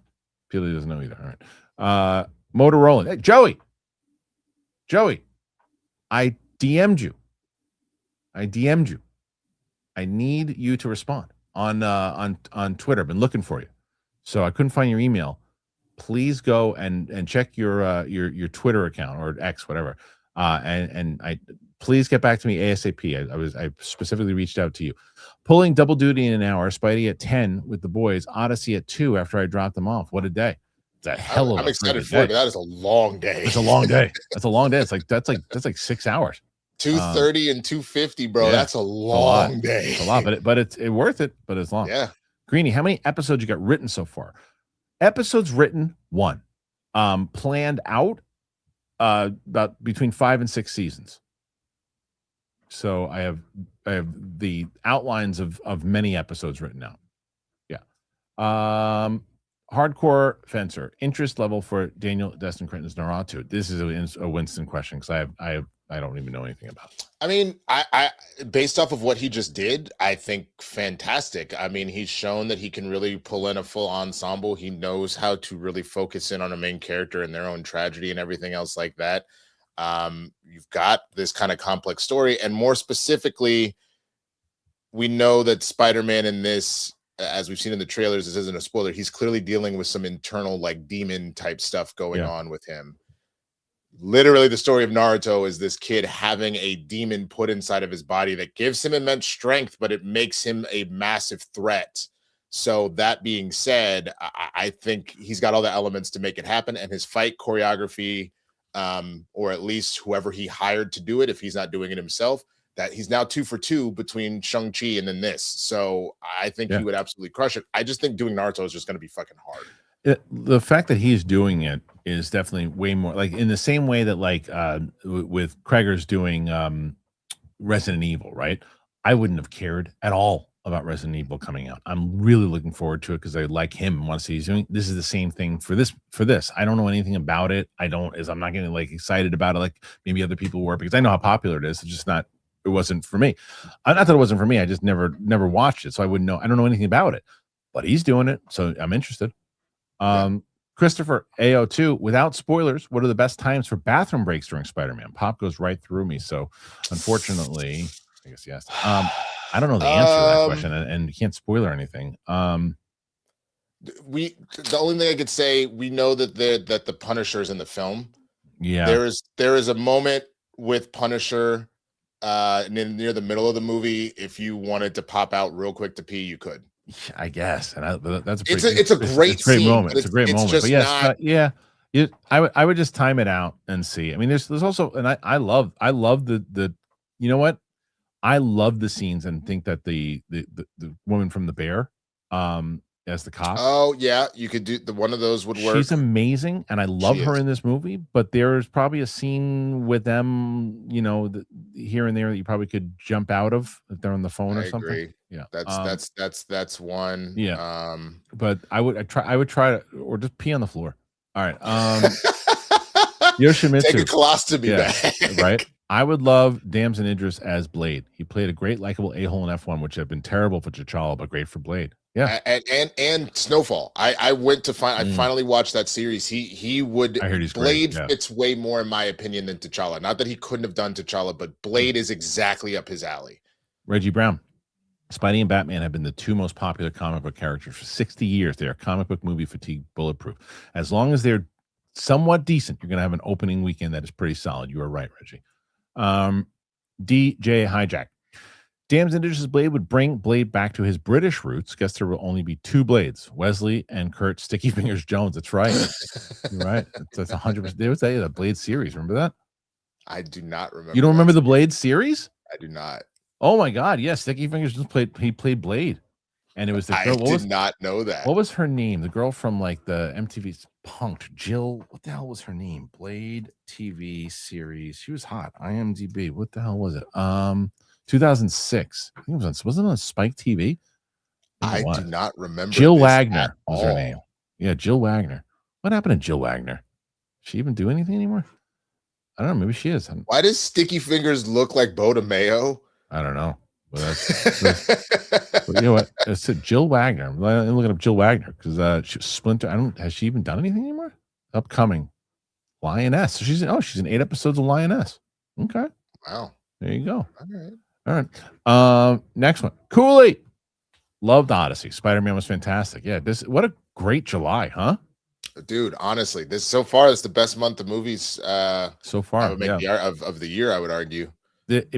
You look at between Toy Story, Spider-Man, and Odyssey, both Toy 3 Story, different Spider-Man, studios, Odyssey, by the way. And did the invite come out this month or was it? Well, no, but I'm talking box office wise for theater. Oh, if you just mean box office, then yes, you're looking at three $1 billion movies all dropping in the same month. Huge. And then if I think that Toy Story was the end of June, but still within the time period of when it was coming out, the huge for movie, considering it may start out kind of like a slog. And then even Minions, which will probably hit 500-600 million overall. Yeah, pretty big. Mad Dog. I liked the movie as a movie, but I feel it was safe. Really? Oh wait, is this the one? This is the spoiler. Okay, that was the spoiler. I got rid of it. I think I showcased it too fast. I showcased it too fast. But I'll say this: I like the movie as a movie, but I feel it was safe. But it didn't move the MCU plot along in any manner that I find interesting. Then he has a spoiler question, and then also not a fan of another character. I like something else. So I flashed it, unfortunately. But yeah, I couldn't disagree with that more. You got it down. You got it down fast enough that if somebody went to go see, they actively wanted to go see the spoiler. So that's on them. If you want to, very long. Yeah, if you want to see the spoiler, you can go and see it. But I got rid of it. But yeah, I thoroughly disagree with that comment. I think that this absolutely moved the MCU plot in a very interesting way. The best that it has been so far. The one character we were asking, who cares? You find it in a different thing. You didn't necessarily need that particular character. And not being a fan of a certain character here and there, that's fine. That's personal opinion. But I couldn't disagree more with the plot part. The plot to me has been moved further along now than it ever has been in the last 3 or 4 years. For a number of different ways, because to be honest, with some of the stuff that was happening, my mind immediately went to what that means for this and that and this and that of there is I won't say anything specific, but there is a particular thing that is developed and talked about a lot throughout the movie. Yep. If you know what I'm talking about, Christian, This particular thing that is kind of thrown around a bunch, and they had to do a lot of science with it. That has massive implications. Yeah. That has Totally massive implications. It in so many different levels, and there's things that without going into spoilers, it absolutely moved the plot so much forward past like Doomsday and even Secret Wars, in my opinion. Donkey Bonk, when are you planning on dropping Return of the Jedi? Again, the unedited will be Monday, and the actual edited version will be on Tuesday. Beagle Studios, the opening is amazing. My local theater chain, I go to have it 2 big theaters and 3 of its smaller ones for the overflow. Sunday is when I'm going. That's even getting packed too. Wow. Yep. Everybody, because it's hitting all generations. It's hitting all generations. And you don't have like 80-year-olds and walkers like they did for He-Man going to see it. Ron H, new hotel. Sweet. Now needs some companionship. There you go. You know what's so funny? I love when people are so definitive and when they love their movies so much, because I completely understand and sympathize with. But I was going through the comments of the Masters of the Universe reaction, and there's this one comment who goes, "This movie stinks," is what the one guy writes, and then right underneath it, the guy goes, "You two are the only two who don't like this movie." I was like, "What about the guy that says stinks?" I'm like, you can't be so definitive and say you're the only two that don't like it. No. You want us to be the only two who don't like it because you love it. It was Mike Kalinowski. That's the reveal. That's the thing that's hilarious, and it probably is Mike Kalinowski. But I think that's the one thing that drives me up the wall. And now that I see it from the outside, I always used to get made fun of because I always talked in hyperbole growing up. Like it was always just like, "This is the greatest piece of pizza that has ever existed." And they're like, "Bro, relax." That is the whole internet now. Yeah, it is. Yeah, it's true. It is true. Okay, let's see. Next one here, and this is, we did that already, right? Yep. Ron H. Spoiler, Spider-Man is awesome. Go watch. Thank you. Spoiler, Hollyweed is great. Go watch it. Thank you. Spoiler, me and Brand New Day, Odyssey over Roku. Oh, yeah, we haven't had any of those today. We'll be getting those all week. Armada, watch Spidey and Hollyweed. They're both pretty good. Did you really, Armada? Watch that? Let me know. Ron H. Cinestars here in Quebec is clean, efficient, awesome. They are more about the guest experience in Cineplex, in my opinion. And Cherry on Top screening was 3 p.m. There were 2 trailers, 1 ad, then the film. Wow, that's pretty cool. That's that is awesome. Shadow Doctor. There were 2 ladies in my showings of Spidey gasping at every Tom and Zendaya interaction. I think there is a big help to the numbers. Darling couple. Yeah, they are, because they're really good actors and people enjoy watching them together. And they're phenomenal in their scenes together in this. They're phenomenal together in this movie. 1,000%. Yeah. It's so cool to see how strong of actors they both have become. They are so good. Yeah. It's funny. I liked him as Telemachus, but I do see where people were like, I don't know, it felt a little whiny at times.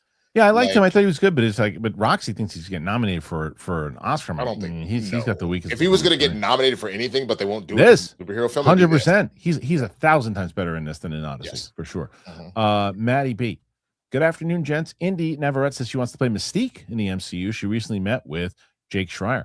Well, I don't think she's going to tell you who she's going to play, if she's going to say it in an interview, if she recently met, but she would be great as Mystique. But I think, well, you know who Winston has been the big, we've been talking about Rogue and everything too, but you know who's become like the front runner for Rogue right now? Is Kaylee Spaney.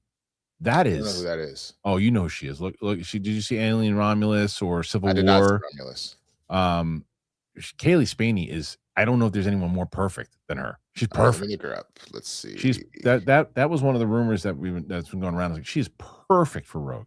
Oh, interesting. Yeah. I saw perfect. Civil War. Yeah, she was. I don't really remember. She was like the main. She was like the main girl.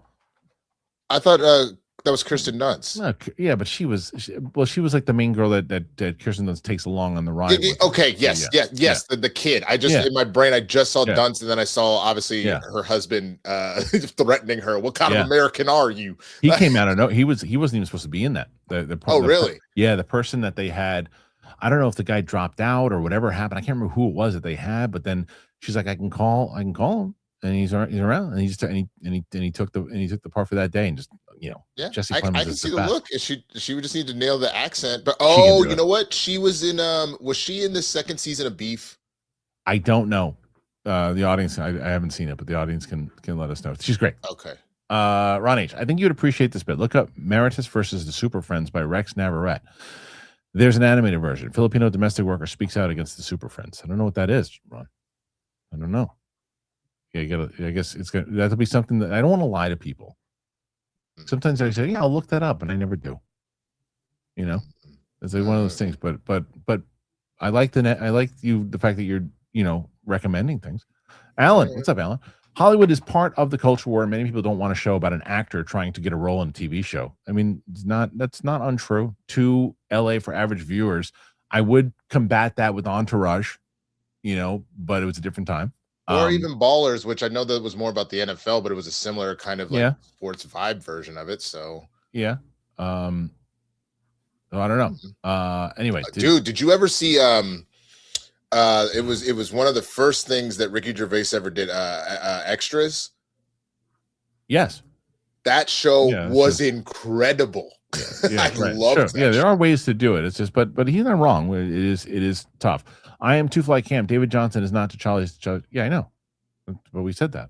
And that's not the same. No, but people being upset about the fact that of not still having T'Challa specifically. There's people that call T'Challa Jr. a cop out. Like if you're going to do it, at least do a variant. I wanted son T'Challa, son of T'Challa, not the son who was born in another country. I mean, I don't know. To me, it's like if the character works, the character works. But it's a different. I guess it's a different conversation with other people. Yeah. I don't know. To me, it's like if the story works, the story works. Yeah. Adit Mahmood 5737. Indy never says she likes Mystique. Good fit. Yes. Yes. She, for what she did and the way she was bouncing back and forth as different personalities in Obsession, she could definitely do it. Donkey Bong. I love that. I think Black Panther 3 is a cop-out to the Black community. Of course, everyone's going to be excited, but you can't shove out a Black Panther movie until the Black community be happy with it and move on from what they've messed up. Well, I mean, again, you got to see. I mean, for me, it's like let's let it, because if it was just those shows that Winston brought up, if it was just those shows, and I say, okay, maybe we could dive into it a little bit. There's been tons of stuff they're moving away and maneuvering to other different things. And we'll also, let's see what happens as far as casting goes with other movies coming up, other projects, what's going to happen with Blade, what's going to happen with other things. I think that you got to wait before you just definitively say that's what it is. You have to, you can ask questions, but you got to definitively, you can't definitively say that until you start to look into it a little bit more about you can't see the future yet. That's, and part of what it is the idea of, I think like anything else, if you were, a detective and you were looking at stuff, you could look at something and go, okay, I can maybe see how these might all connect, but that all might be a red herring. That might not actually be what's going on. That might not actually be what's behind what's happening, but as it's presenting optically, fine. Like that you can at least say that. But again, I agree. Let's see what's actually going on going forward, especially knowing there has been a wipe of a lot of stuff that is just gone. And let's see where we go going forward. So, Reggie Brown, Ironheart did better viewers than Daredevil Born Again. Yeah, they both didn't do very well. They're not even probably going to give a new season to Daredevil. Ron H, Jelly Roll is Black Panther. Ben, thank you, Ben. Appreciate that. Spoontastic. I'm sick of Marvel canceling projects that don't perform well with audiences, critics, box office. I'm not accusing anyone, but it's a 1,000 because of the person's race. The examples I choose. Again, this is one of those things where when you comes with canceling projects that don't perform well with audiences, critics, we have to see what their plan overall is. It's a business. I also love how instead of actually taking in good faith and trying to listen to what was being said about the optics, we decided that we were just going to troll. I get it, whatever, but literally listen to what was said instead of immediately jumping into that whole scenario, man. So was he calling you out? Is that what that was? I believe so. Because the fact that he said it was 100% because of a person's race and the examples that I specifically chose, he clearly was trying to. I see. Trey Porter, Indy Neverett as Natalie Portman, and he too. No, I don't think they're going to go with that with those characters. I think from where Vincent is, I don't think they're going to have those characters. The G-Man, support for Winston. Spidey hits 900 million. Damn. That would be wild, bro. It's going to be wild. Matt Force, happy Friday. Anna de Armas would be a solid choice for Ashley Judd's character from Heat. Well, I don't know. She was like a Southern belle. I don't know if Anna de Armas could pull that off. I mean, look, you put Anna de Armas. She did. She did Marilyn Monroe, and it was not. It didn't really sound like Marilyn Monroe. but then again, I don't think that the guy who's playing Neil Macaulay really looks like him at all either. So, but I love it. I mean, look, you're not getting an argument from me. You can cast Anna de Armas in the Val Kilmer role, and I'll be okay with that. Anna de Armas can cast her in anything. About Heat, so I can't speak on it. If Anna de Armas was in Hollywood, you would have seen it already. Yeah. If Anna de Armas and Adria Arjona were in it, I'd have copies of it on my wall. There'd be pictures on it in the back. It'd be my background. The only way that you could, but the only way that you would get Mike to watch it is if AI sluts were involved. Probably. Joshua Gonzalez, if you like The Furious, I highly recommend The Samurai and The Prisoner. Also, very much enjoyed Spider-Man this morning. Love that you love Spider-Man, and also, that's a good recommendation as well too. Look, those movies that's definitely in my top 10 right now. By the way, did you see that movie yet, The Furious? I have not. Oh, you should see The Furious. It was on AMC A-List the particular day. It's so up your alley. You would love that movie. Oh, you love it. All right. I'll get to it. It's awesome. Go, pal. Nadia, some kind of gymnast, I think. That's sacrilege. I wasn't born for the 1976 Olympics, but even though she scored a perfect 10, she was great. She was like one of the biggest stars back in the 70s and 80s. Yeah. The Shane Markel, waiting for that Spidey spoiler talk. Can't wait to tell you what was cut out of my viewing. I had no idea one character was in the film until the last act. I don't know what that means. What's that mean, Shay? Spidey spoiler talk. Can't wait to tell you what I thought about my viewing. I had no idea one character was sure. in the film until. Okay. Ben's coming in. Just started my own YouTube. As a millennial, there's a lot I haven't seen. Lord of the Rings, amazing. Potter, awesome. Rocky. But I want to react to the Schmodown. Can we do so? 1,000%. Also, Brand New Day was amazing. 4.9 out of 5. So that was one of my favorite things back when the Schmodown was in its heyday. Like the Schmodown reaction channels, I used to watch all of them.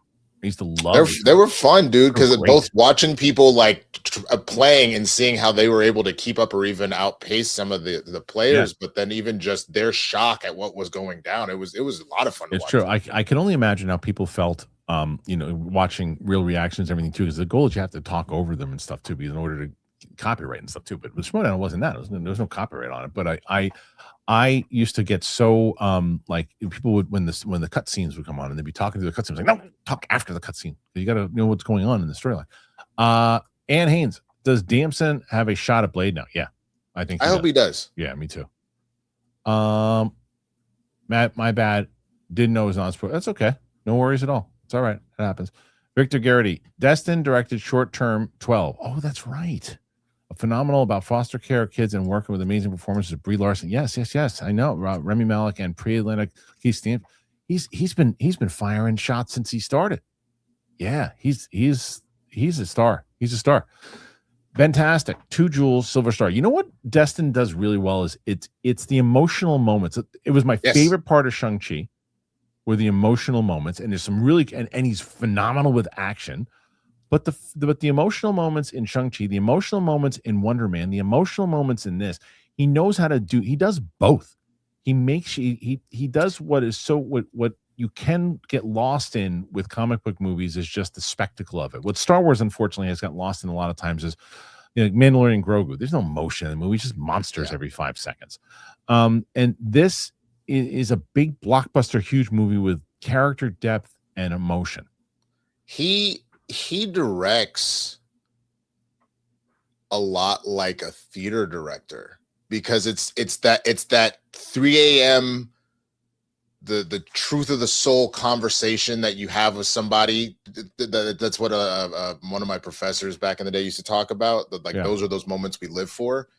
It's exactly like that. There's a moment with Tom and Zendaya. It's that kind of conversation. I look at Shang-Chi, his conversation with his dad. Yeah, it was amazing. I look at Wonder Man, the blow up with Simon. That is what he does better than anybody, like you were saying. And I think that is what will be his anchor. The fact that is what he can do in every project he brings to him. Just chef's kiss. Shay, I just rewatched your Ant-Man 3 trailer reaction. Oh man, that movie had so much potential. You had less than 70K at that time, or subs. Sorry. Congrats on how far you've come. Thanks, man. Yeah, look, and I thank you guys. Thank you for the community that we built, and that's one of the things that we just been building the community. So it's been awesome. It's been a fun ride. Go Pal, and thanks for being with us, Shay. As long as you have been. Gifted 5 memberships. Thank you, Go Pal. Go Pal does that a lot. Most memberships have been a big gift from either Derek or Go Pal, or it's been amazing. Johnny, support for the little win. Hopefully he's little enough. We'll see. Right now you got again 85 coming in here. Ron H, there are no dragons in Schindler's List. Name that show. Here's the hint. It's a pilot. There's weed in the title. Some guy named Kevin made it. Sam Smith Steals the World. Is that the name of the pilot? No. All right. It's from Hollywood. That was the joke. Ron H was on Campy. I mentioned you, Kristian, and Hollywood. Johnny, that's what I heard, Johnny. I heard that he's starting to infiltrate the Campia show. And Colston, I really liked Brand New Day, but I think that the 3 Wasp movies have more engaging stories. A really good villain like Vulture and Mysterio would send it over the top. It depends on what you're looking for, right? I think like the emotional core of this movie, and like the writing and the character development was the best in this. But there's some real big emotional moments in Brand New Day. I mean, I keep saying that. No Way Home, that I don't know if it topped yet. I don't know. I don't know yet. But I think that there's stuff to love about all of them. It was. I'll put it to you this way. I think about how Infinity War and Endgame, those are like over the top emotional, like holy crap, the dusting, or holy crap, Tony Stark died. That is just like, what are you going to do? That's at an 11. That's like a culmination kind of scenario. And when you think about No Way Home, losing Aunt May and No Way Home, you know what I'm saying? Like, culmination moment. What are you going to do? But I think about like Black Panther, and I think about like T'Challa having that argument with his dad in the spiritual plane, or Killmonger giving his speech about bury me in the sea type stuff. And it doesn't have maybe quite as high of an impact, but it hits you differently, and it still hits heavy. And that's the thing. I think No Way Home, to that point, because again, it's a culmination thing, it gets put in a different category. I just, I don't know. Yeah. Timbino, potatoes equals a level of threat in Brand New Day. Oh, okay. What does it mean? Got it. For the box office. Okay. Got it.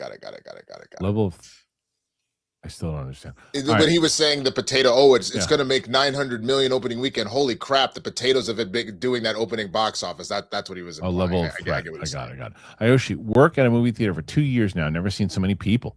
Brand New Day is sold out until Monday. Even the Spanish dubbed is sold out. This is insane. Damn. Yeah, it's an event. It's an event. Spider-Man, man, he's coming up. He's back in the theater. And you know what? No Way Home, by the way, has caught on so much life since it came out in the theater. And because it's such a big movie, everyone talks about, they're like, oh, I want to see how they're going to follow that up. It's a sequel to a massive movie. Let's not forget that. Right. And the events, essentially a $2 billion movie. Yeah, it's a sequel to it is a sequel, a direct sequel to that movie. Yeah. So Ron H. Chris, use the cup. MacGyver it with some wire. I don't understand. Ben Frank. He's talking about for peeing in the theater. Oh. Ben Frankie, responding to Christopher. I had to pee with an hour left. I held it. There's no scene to break from. The last hour, you're 100% right, Ben. You just got to stay. Yeah. Go Pal. Jill Wagner from the Blade series is a regular on Lioness. Here you go. She's the leader of the QRF that supports Lioness. I don't watch that show, but maybe I should. I mean, I was funny. My old management company this is a long time ago. Yeah. I was sitting in the office ready to talk to the manager at the time, and Jill Wagner like sat next to me, and I went, "Oh, definitely attractive." Ron H. Cooley, I'm going to contact you for some advice. Do it. Yoshimitsu, Zeus's Law. Be courteous and respectful to cosplayers. You never know when one might be Ryan Reynolds in a denim gimp suit. Not a denim gimp suit. Yeah. Mad Dog, no spoiler, very vague. The reason I don't like it, Winston, is it impacts mutant stories backs that I'd like to see. It's a nitpick, but still my opinion. Look, no one's saying that you shouldn't share your opinion. Just not agreeing with your opinion is one thing, but you should absolutely, I'm sorry you felt that way.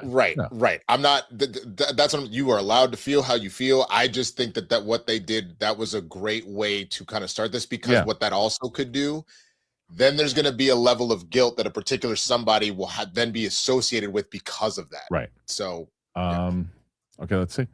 Alex says, going to see Brand New Day tonight. Can't wait. Have a great weekend, gentlemen. Thank you, Alex. Appreciate that, and enjoy the movie. Yeah, I'm excited to see what everybody thinks on Monday. It's going to be a huge spoiler talk on Monday. If I don't get Mike or I don't get Roka on Monday, if he hasn't seen it yet, then I'll probably have to do it with Mike on Tuesday. I mean, I'm around if people want to switch. I actually have the day off on Monday, so on Monday, I gotta see. I mean, let's see what it's usually. I mean, I gotta see how Roka how he's. I don't want to take away his. No, of course not. But I know he's still under the weather and everything. So just with that Monday bonus, I can smell it coming. I know. That's true. That's true. That's true. Johnny Patrizia. I feel Naruto season series will be better, but I'm excited anyway. I think they will tackle the Land of Waves arc. What do you say, Winston? Yeah, I mean, the Land of Waves arc would be that's probably, I would still make the argument that's like a top 2 or top 3 arc in all of Naruto. So like, yeah, the Destin would crush that. It would be fantastic. So I'm excited. If this is really going forward, I think he'll do a fantastic job. Yep. All right, next one. Spoontastic. Will you and Sam watch all Jedi Council eps before episode 7? No. Ron H. Still no whispers of another Wick film. Maybe no. There will be. There will. 100. The Lionsgate's not gonna let that go. Somber. Novizic. Thoughts on people saying Nolan can't write women? Well, he doesn't write it. It's his brother that writes. I guess he co-writes it, right? PLD, does he co-write? He co-writes. Well, you know what I'll tell you about that. People saying he can't write women. Talk to Anne Hathaway after she gets nominated for the Oscar. That's what I'm saying. And what's her name that played Cersei? What are we talking about? Right. No, yeah, that's silly. Nathan Drake, come on, Winston. You know you've wanted that Rivals version of Emma Frost in live action. I mean, look, I'm not saying that a certain somebody doesn't want Marvel Rivals over exaggerated. She got thighs to save lives. Right. Yes, but I am not upset with this in the sense of I've seen enough of Samara Weaving, and again, you know what? I'm walking into dangerous territory. I'm gonna be quiet. I'm just gonna be quiet. A titty shake from the ladies. Perfect. Spoontastic. Would you ever collab with the hell is that? Would you ever collab with Eric Striffler for reaction videos? Both in New York. Could see some good. I love Eric. I've collabed with him before in the Schmoes No Days. I haven't talked to him in a little bit, but I love Eric. I would definitely do something with him. He's a really good guy, really nice guy, smart guy. And we were supposed to do like live stuff together a long time ago. Just never kind of came to fruition. But yeah, he's great. I'd love to do so with Eric. Big Bang. Yo, Winston, so cool to see you in the World Cup ads. That's pretty awesome. Thank you. That was that's actually I was gonna put a super cut of me just from this summer, man, because that was pretty awesome. That was a pretty life-changing thing. Of course. Yeah. That's awesome that you're able to do that. Shay Markel, I'm in a country that censors films. The entire scene. Oh, that's right. That's right. You said that. Right. The entire scene in one of the characters' office was cut out. I had no idea where they were looking. Got it. That's terrible. I hate when I'm sorry, Shay. That sucks. Big Bang. Odyssey or Project Hail Mary better? I like the Odyssey better. I love Project Hail Mary though, but I would say Odyssey. I would say Odyssey and then Project Hail Mary, but they're both fantastic. Yeah. Big Bang. David Johnson is the next Black Panther is perfect. Agreed. I think so. Yeah. Noah Sparks, 1,000 Joules. Great trophy. Thank you, Noah. John DX Dragon. Holland completely won me over. I was against his first trilogy. He never felt independent, relied too much on Tony. Part 4 blew me away. He's his own man now. Felt like a true coming of age story. You know what's so funny about it is those 3 movies almost, by definition, they are, but they felt like they were made as prequels for this. You know what I mean? Like yes, well, they are prequels if you go back and watch them. Yeah, I know, but like the idea of like it all led to this Spider-Man we wanted to see, like that kind of him on his own, having to do his thing out in the city, being that ground level Spider-Man, having to get this new adventure. It was that Spider-Man we wanted to see Tom Holland as. So I always liked him, but this is his best. Yeah. And as much as people complained about it, I think that was something we needed in the sense of now looking at, like, think about how we are as little kids. We want to live up and be like our idols. And like you said, now it's becoming your own man type scenario. It actually made a lot more sense to let that happen so we can kind of see the man that he was developing into. And then we really got this movie. So I am going, there's only like a handful, like maybe like 7 or 8 left. So as soon as I do that, and now is the time to start throwing in questions. Like I said, I did the same thing I did yesterday. I'll stay on the air if you guys have questions about, again, the Kickstarter we're launching in September. So you have questions about the pilot, anything else in general, things that you'd want to see, ideas, thoughts. If you're already on board what is it like? The guy had the idea yesterday. If you're on the fence about it, what's something that you say, well, I don't know about that, but if you did something like this, it would pique my interest, things of that nature. So start asking any questions about stuff, put your thoughts in there, and then I'm going to start highlighting those as soon as we're done with the rest of these super chats here too. And you can still put in the questions to help out Winston, obviously too, and I'll highlight those as they come in. So let me see. Let me make sure that I have a few more. Just want to make sure I have everybody's stuff. Okay. All right. So the next one here is now is a good time from GoPal to get into Lioness. Season 3 starts on Sunday night. Yeah, I mean, I'd like to check it out. I mean, this one that I heard nothing but great things. Javis counted 41 showings of Brand New Day at my theater yesterday. Damn. Wow. Only gonna be one blade. Wesley Snipes says only ever gonna be one blade. You might be right. Armand, I did watch Hollywood this morning. Adam Brody is in it. I like Adam Brody. Yeah. Donkey Bong, you still doing a spoiler review, Sam? Yeah, we shot it already. It's got to get edited, and then as soon as that's edited, probably put it out a little later on today after I put the Obi-Wan thing up. Spoontastic thoughts on people saying, well, we did that one. Can't no. Read it again. Can't ride women. Well, I don't know. I think he's married. I think he's doing all right. Somber music, pronounced music, Chris. But yes, I agree with the take. Somber music. There you go. Thank you. Oshi. Got Brand New Day tickets Monday 2 p.m. I'll catch the replay. Please do and enjoy the movie. Johnny, Charles Melton is the front runner for Beast. Thoughts? I actually don't hate that. Let me see. Hold on. Let's see what I'm talking about here. I know him best from Beef. Oh yeah, and May December. He was good in May. Yeah, December. He was good in that. Yeah. I could see him. He's a good actor. Yeah. Oh, he was also in Bad Boys Ride or Die. I forgot. Oh, was he? He's one of the part of the squad. So funny. Coheed. PLD, are you starring the comments that are coming in from the pilot? You doing that? Okay, you've done it already, or you're doing it? They haven't come in yet. All right. So, if no one's asking questions about it, we can get the fuck off the air. So, Coheed 2099 200 Joules Sunshine. Thank you. And then, has a movie ever truly hit 1 billion opening weekend? This is John Diaz. I imagine Brand New Day hits another billion second weekend. Holland is not passing any torch right now. I feel like Sony will say Spider-Man 5.7. Well, I mean, yeah, Avengers hit 1.2, right?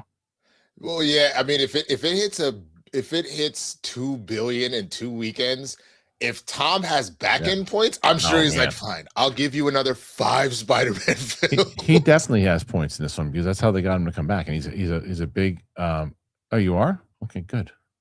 Then get the hell out of here. All right, and anytime someone writes unsubscribing, I just throw them out. You're gone. I don't want you here. Beat it. Bye. Yeah, beat it. Get out of here. I hate that. Unsubscribing. Go get the fuck out of here. There's tons of other stuff to watch. Beat it. Okay. So let's see the next one here, and that is GoPal. Kickstarter lets you have add-on separates from the tiers. I think a physical media add-on would be good. DVD, Blu-ray. Yeah, I mean, I'll suggest something like that. I just did a screenshot for it. So he's aware of it though too, because I mean, like I said, Craig's run that stuff. So that's it for now. Let's see. Oh, were there a few earlier? So PLD, apparently there were a few earlier. That's what I heard. I didn't see any, but I was really looking for them back in the. Well, we got one right here. Much earlier. Well, I'll take the one you missed. Did Christian and Craig decide if we'll know the Kickstarter tiers before the Kickstarter starts? So we probably like right before, because I'm going to shoot in LA. We're doing some stuff for the Kickstarter itself, so we want to make sure that we do like kind of a launch like right before, so people get some, so they know what's happening. Okay, let's see. Ooh, I just looking because I was trying to help you look for one of those comments. Somebody said that apparently Jamie Lawson is up for Storm. I love that. She was she was Pearline in this. Yeah, she'd be good. She'd be real good. Fantastic. Would love a tier that allows people to become part of the catering team on the set of the pilot. That's interesting. I mean, I think anything with people on the pilot, so too, rightfully so, you probably want to. We have to vet you. I mean, yeah. But yeah. Blaine, Star Wars Theory Vader Episode 2 just released. Set between 3 and 4 portrays what happened if May survived. It's animated and it looked great. Oh, I didn't realize it was animated. I thought Vader Episode 2. Is the entire movie not animated, but that part is? Interesting. Okay. Cully Nut, what's the plan for distribution? streaming service. How do you guarantee access around different countries? Well, I mean, that's the whole thing, right? So, I mean, we've got to figure out once we shoot it. I think that's one of the things we're discussing as well too. We want to make sure that if you're a backer, you're going to see it. So whether or not it's a private link, one of these Vimeos or whatever it could be, you'll be able to see it regardless of what happens. And then once we are going to the distribution for the pilot itself, the idea is to then try to then sell it once you went to whatever service it is, and then we'll be able to you'll be able to see it is the deal. No, regardless, if you invest in it, you'll be able to see it. Okay, let's see, and we did that one. Okay, Joseph Asher, what is your character's end goal? To be successful and happy with a certain person? Well, I don't want to give you spoilers. But yeah, I think his end goal in general is his is just to wake up in the morning and make sure that I guess he pisses the right person off. Is what he always kind of aims to do. All right, let's see. Oh, no one watched the other three. So let's see. Have you Spoon-tastic, have you added a tier that would allow me to make my own cut of the pilot with the raw footage and try to shop around myself? Yeah, you should. 100%. Hashtag our show. Yeah, it's good. It's really good. With all the new members now, Kristian can get crack. Yeah, please send it to me. Yeah, this is Ben. Extras for the pilot. I promise I will look into the camera. Yeah, that is definitely a tier for sure. We've added that. Absolutely 100%. This is a great question. Mike Mudra, who asked a lot of brilliant questions yesterday too, by the way. Here's a question. Would you have any sponsors for our show if the pilot is a success and you do more seasons? Would you have some of the co-hosts on the channel to be in other seasons of our show? Well, first of all, sponsors on our show, yes, but especially for what the characters do, it would kind of call for it and you can integrate it. So yes, it would work and should be, and maybe even, in the pilot for sure. And if we do season more, would you have some of the co-hosts in the channel be in other seasons? 1,000,000%. Absolutely. Blaine, yes, episode 1 was live action. Oh, so episode 2 was not live action? Is that what it was? Yeah, let me know. Okay. Let's see. Go to next one here. What tier to become a production assistant? I don't know if there is one of those, but that's an interesting. That's actually not a bad one. To be a PA. Yeah, see, this is what I'm talking about. This is why I want people to chime in, because these are really good ideas. This is hilarious. One of the tiers should be a pair of Kristian Harloff used and broken glasses used on the show. I mean, I'm literally staring at a pair of them on the floor. Anybody would really want those. I love the idea of a film reaction or Kristian tier. Would the backer get to pick the movie with guidelines? Yes. I think that we'd probably come up with a list together, right? Like, okay, here's a list of things. And the question is, are we rewatching something together? Are we doing something for the first time? Like something like that. That would be an idea for sure. Seattle, I have script supervisor, continuity, and clapboard operator experience too. There you go. See, it's smart to do that.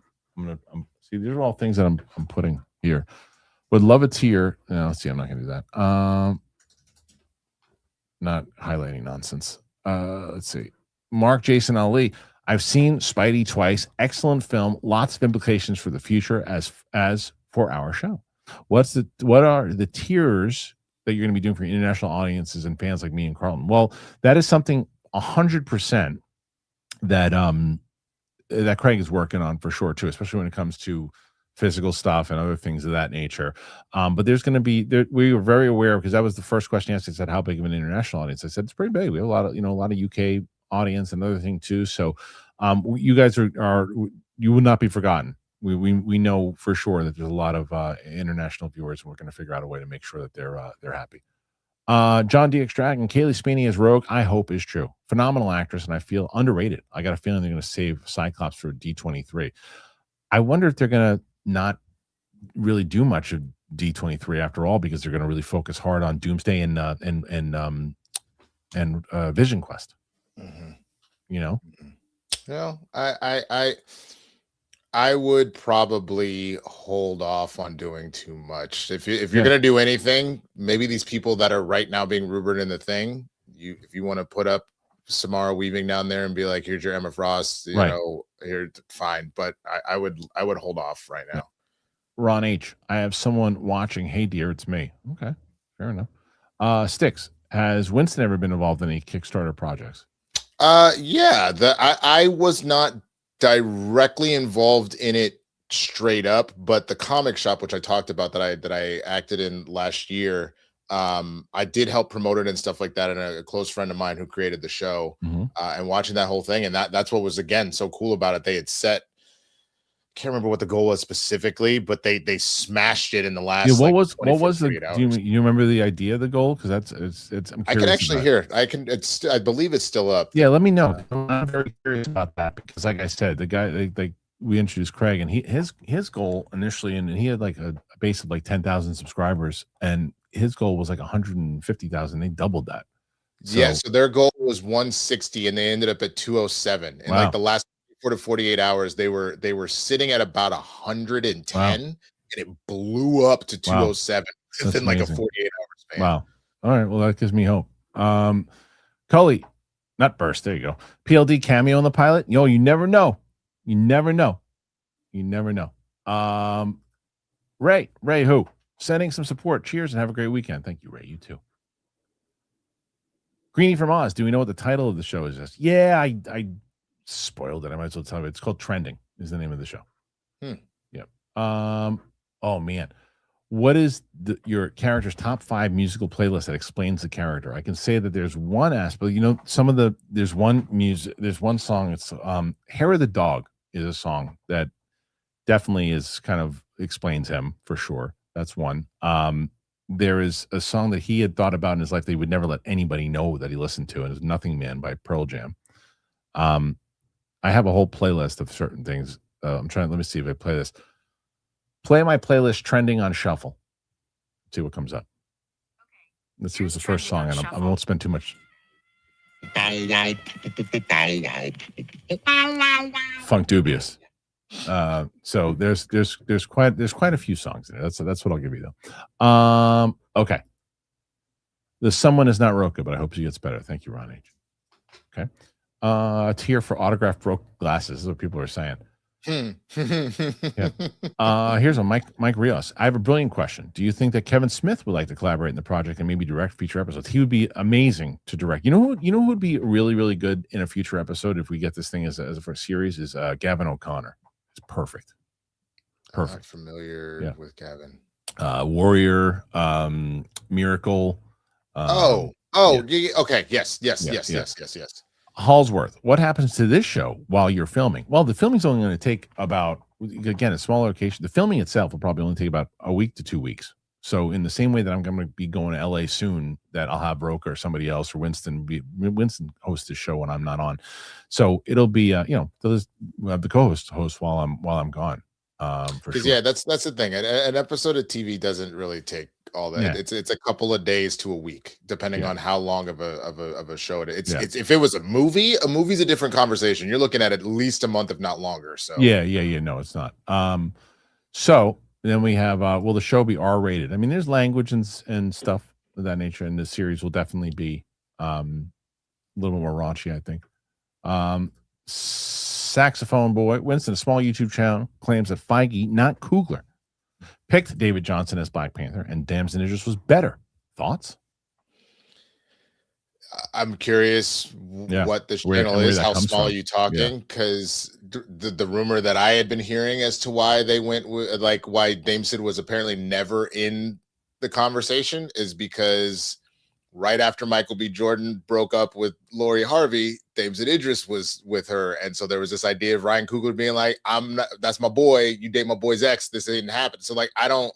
How small and what is their source? That would be my question. Yeah, it's a good question. Nathan Drake. I hope that Lanterns doesn't end up like Secret Invasion, where the main gimmick is aliens pretending to be human the whole time. I'm with you on that one. Let's see. Oh, Winston, look at this. Soul Style just my mom. His mom watches you from Dublin. She likes your biceps. There you go. Hey, she likes your biceps. Look at you. Yours. Flex. It said my mom watches me. Yes, not your mom. His mom. Oh, yeah. I thought that was about you because you're the one that's out here. Your biceps are rivaling boxers. Oh, not right now. But I mean, right? Like again, I'm starting to lose. I've got to go into the sun. I need to go into the sun. I'm starting to get pale again. Yeah, look at this. It's like all pale. It's pale. Dude, look at that. That's insane, though. It's pale. It's pale. Bro, Yeah. you could be Blade. No, not about that. All right. Ron H. I need that Ron H. Campia clip. Yeah, I mean, I'm sure that'll be somewhere too, for sure. This is a good one too. Spoontastic. A tier with a comic inspired by the show, maybe a prequel comic, some random background. That's actually a really good idea. Even maybe like, you know, pictures and other things like a history from behind, because their backstory, when I tell people what the show's about, I start with the backstory. Yeah. Yeah. My question was, do they have do people know what the main character does? Is that I mean, I think that, you know what, if people could probably guess, but I haven't really gotten too much details about it yet, because I also don't want to get in trouble with the director and producer about. No, that's fine. The only reason why I ask is if it's the same as what the script you sent me way back when you were working on it. Yeah. Potentially a tier where, like, because you could do this while you were there anyway. Yeah. You do little, like, if you did like a little mini expose of, like, you know, where is he now, and like you could have old scenarios that he was a part of previously that they get to see. Yeah, kind of definitely. like I think there's pictures Hollywood. and things. Yeah, there's pictures and other things that I have and that I would like to do, like a backstory stuff. That'd be kind of fun. Johnny Patrizo, when our show is up and running, we definitely need a Hollywood crossover episode. Ron H might die, though. This is very true. Ray, when we talk about background extras, could we put one of my company's moving trucks in the background as an extra outside in the street, Mayflower specifically? I mean, I would say that's a tier where if you hit a tier high enough to do that, then that's your free, like, what you're actually getting paid for is ad promotion. Yeah, 100%. Yeah, you can advertise inside of the show. I think that's a great idea. That's actually not that tier alone, Ray, is probably a good idea. Like, you can advertise depending on the product, and we're allowed to, like, approve or not approve. Like, what to 100%. Joseph Ashley says, can you describe the show again? I keep thinking it's Californication. I just need a reminder. It's got a Californication vibe to it, for sure. At least the character does. I mean, without giving away too much. Basically, two characters inside you met Martini, were in Gen X, are trying to really make their way in the collected space that they're in, and try to figure out how to keep up with the way that things change and other things too, but then how their actual relationship works and how their dynamic is and how that has to all come together and the history behind it. And then you couple them with all people in different generations and things too. That's where it kind of comes into play. So again, I haven't given a lot of details about the story itself, so that's really all I can give. This is pretty good too. Can we have access to the music playlist for the show? So the music playlist, to be completely upfront, this music playlist that I have is not an official playlist for the show itself. It's scenes that I've written and things and ideas that I have, because this is one of those things people will say, like, let's say you raise $200,000 more than you're looking to get. I'm like, are you going to make another episode? It's like, well, you know, you can also put that money towards songs that you want. Songs are expensive. Songs you wanted to get, actors you want to go after, things of that nature. So soundtrack could be something like some of this. I got a bunch of Run DMC things in there for a certain character. But Winston, I'm gonna give you the same option that I gave to Chris Carr. You know, there's a couple more super chats I'll get to, but because I'm doing it this way about the show, if you want to bail, if you need to leave, please, by all means. But if you want to stick around and hang out, then, you know, obviously I'm okay for right now. I might need to in a minute, but I'm okay for now. Yeah, whenever, if you feel like you need to leave, you know, just let us know. Cool. Again, where can I watch full movie? Which movie? There's no movie yet. It's a TV show. Is that what you mean? I'm not sure what you meant there. Okay, let's see. Next one. Joseph Ashley, RB3 direct episode. Well, look, right now, the goal is that we're going through a bunch of different. For the first episode, I haven't even announced who the director is. I can't wait to do that. I'm excited to do that for sure. And Auburn fan, yo, Kristian, I'm happy to do any kind of analytics that would be helpful for the show. Obviously, we do this for free. Just want to help. There's a place for me. Even when it comes to, I mean, look, I'm so happy that so many people are excited about it and want to get involved. It's encouraging. So there'll be a lot more opportunities and other things for sure. Is there really? That's something that, I mean, look, then it's a working title for now. We'll figure it out. It's you know, it could be changed. Greenie from Oz, Matt Serra cameo with MSI. It's already in there, but it's not for this episode, but it's already in there. All right, I literally talked about this with him last night when he was in. I'm getting a phone call. I gotta run. Yeah, good. Jump. You're good. All right, Winston. I'll let you know. Follow me at the Swaggy Blurred, everybody. I've got my Spider-Man stuff up. I'll have a spoiler review this weekend. I love you all. See you next week. Peace out to Winston. And again, we'll more questions that come in super chat wise. We'll go towards his goal, obviously. Winston is great. Yes, for sure. Okay. What else? Ron H. Christian would love to hear that awkward conversation with Kevin about how you refused to watch his pilot. What are you going to say? I'm going to say this because of you. I'm going to say I would have watched. If it was just Kevin, he would have sent it to me. I would watch it immediately. All right. What else? I'm trying to keep going. Hold on. Kevin would be an interesting filmmaker for the DCU Batman. Yes, he would. He's amazing. He's really, really good. All right. So what are people asking? I'm not sure, Peely. What are they asking? I was just answering about the full movie and things like that. No. So I wasn't sure what that was referring to this or not. Yeah, that's good to know. So for people again who are curious about it, it's look, the way that this is going to run is that starting in September. Right now we are prepping for it. We're running a Kickstarter to run this. We have a director, we have a producer, we have myself and my writer, co-writer and co-star are going to be doing it. We are looking to fund this to get a really good cast involved. We have some other people that are involved that we hopefully can announce. And we are really pushing to try to sell this to a Netflix, Amazon, and Apple, whatever it might be. So that's that's the idea. Okay. Let's see. Is that the last one? Nope. Ben, there's a video of Feige specifically saying that Ryan made the decision after meeting David in private. He told Feige is our guy. Yeah, and I saw that. It's true. Okay. What else? There's more.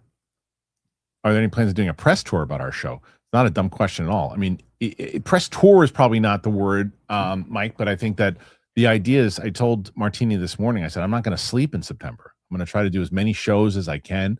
I'm going to be on as many. I mean, I have somebody also involved that you guys are familiar with, and very excited this person is involved, and this person's going to help and really believes in the project and going to help. And I think with their help, we should get another extra push too. But we're excited for sure.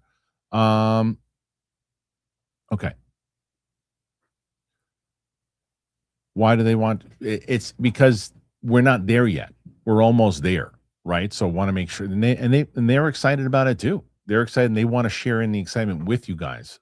So that's kind of why, and to give, and because you know how I get, especially with Schmodown and stuff too, I might talk about too much. And then that's why I can't wait to introduce you to the director and let them really kind of give their take on why they got involved and what they look forward to doing, what their vision is as well too.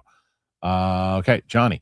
Suggestion maybe for those who can make it to a gym session with you would be cool. Well, I mean, I think that for me, it's you should check out Ming's channel. I mean, that's just my gym session. You go to Ming's channel, go subscribe to his channel. He's got my full workout there. He gave me that. Ayoshi, this is a good one. I would like autographs from all of the hosts. It would be really cool, like on Blu-ray or a shirt. You can, when we put the Our Show shirts on there, maybe there's a tier where you can get all of them to do it, to autograph it. Mike, I don't know if you talked about it's a tonier show. Again, I use examples. I would say it's like Hacks meets Californication meets The Bear is where I can put that in there. Joseph, will your characters have parents and family drama, like mom or dad or brother come to visit and shit happens? So the answer to that is yes, but not in season 1. I already know his family and his backstory. Like I said, it's my goal is down the line that Frank Grillo would play my brother, but that's my fingers crossed. Mark Jason Oley. So Attack Peter's Credible Artist worked well with you on the comic for trending. He did the same schedule permitted. He didn't do him. Attack Peter didn't do the Capes and Cows comic. That was oh my, where's our guy been, PLD? I haven't seen Wicked Art in a long time. Yeah, the Wicked Art did all the art for that. Yeah, that's good. Yeah, so I mean, I don't know where he's been. He's got carte blanche to join for the membership too. So I don't know where he is. He's the best. Unheard Sirens Incorporated. I have a band, you called it Unheard Sirens Incorporated. How high a tier to have my band's logo in the background or one of the characters wear a t-shirt? Listen, I think that's a great tier. It's a great tier and good way to do like advertising stuff too. I'm screenshotting all these. Shane Markel, Christian, you see that NASA getting ready to launch the Roman telescope in August. It's 100 times bigger than Hubble to study dark matter, dark energy, and exoplanets. No, but I'm going to screenshot that too because that's interesting as hell. Love that. Thank you for telling me that. Okay. This is a good idea too. Abernathy. Do like the CW used to and find new upcoming artists for the soundtrack. Yeah, that's kind of hoping what I'm trying to do. Ron H. As long as Christian doesn't sell products like Mike Myers did Wayne's World. Love Mike. He started the Elbows Up movie. Yay, Canada. Yeah. Okay. Ray. It's a really good premise. So I'm telling you, I wish I can give a real breakdown of everything, of what the whole thing is, the way that I guess can I give the tag? I'm going to give the tag. Purely, I'm going to give the tag, and if they get mad at me, they're probably not going to watch the show. It's fine. The tag is essentially, what do you do when the worst person for you is the best person for you? That's the tag of the show. Okay. Ray, where are you guys shooting? LA or New York? LA. Yeah. Blaine, Kickstarter question. While in LA, do you think you can get on Santino's Whiskey Ginger Pod to promote the Kickstarter? I know he thinks highly of you. I love Andrew, and I would him and Bird I'm going to reach out to. I don't know if I'll get on, with as busy as they are and everything too, but I'll try. I'll tell them what I got going on. They both respond to me and get back to me right away. But I would reach out to Andrew and I'll see for sure. Ron H. Perfect opportunity. If the show has a name, create a new title. Good chance it's even better than trending. Well, I mean, we had a lot of different ideas, but that one to me is it works really well. That would be hilarious. This is pretty funny, BLD. Penny Barber's your barber on the show. An interesting barber. Anyway, okay. What else? Trying to keep looking. Are there any shows to watch that would give us a taste of the vibe of your show? I mean, like I said, I think that those three mixes that I gave you, with a Greenie from Californication, Hacks, The Bear, with a sprinkle of Cheers, I would say. How about that? How long will the pilot episode be? If the full season happens, how many episodes are you planning? It says Cully Nutburst. Well, so that's a great question as well. The pilot episode, right now, the script itself is 32 pages. So I'd say in between 29 and 30. And yeah, so I would, that's what we'd aim for. And depending on budget and depending where it goes, could be 6 episodes, could be 10 episodes. I have enough in the seasons to make sure that it can fit that format. Ideally, it would be 8 to 10, but it can make 6 work for sure. John, is director unknown? I'm not saying nothing. Ron H. Christian, what about opening up some title suggestions? All of us, giving us a synopsis. Who knows? Someone from this community made the perfect title. I like my title, and we'll see what happens when it comes down to the other one. And I think, especially, is it scripted, the other one? We don't know. Did any of the casting choices the audience suggested a while help back with the casting process? That was a fun show. So, okay, that was a great show. No, so again, you can't cast anybody yet. We don't have a budget. I don't know how much I can offer people. So like casting choices, we have a list, but I don't have a budget yet to say like, hey, go after so and so. That's the point, and that's one of the things that we're hoping to do as well too, where we can have you guys part of that process to see who as you're watching, you're going to get updates of, hey, so and so has just accepted the role of this. Like that's kind of the goal. You never know. Oh man, that's a bigger question, Joseph. I'll let you know what. Ask when the director comes on. Ask him that for sure. Yes, he is. It's true. Okay. Soul Style. We all love you, Christian. You'll be pleasantly surprised at how well the Kickstarter does. I hope you're right, man. I'm trying. Look, I'm putting everything I have in this thing. And like I said, as I told you guys many times over for the last year or so, whatever it's been, I want us to take it out of the hands of other people who can. It should be a message in general of people saying, well, you can't do that because we're not going to let you do that. And we all say, no, we're going to do that because we want to do that. And we believe in that. And this is what we do. And I'm looking at all this stuff in the way that we are looking at,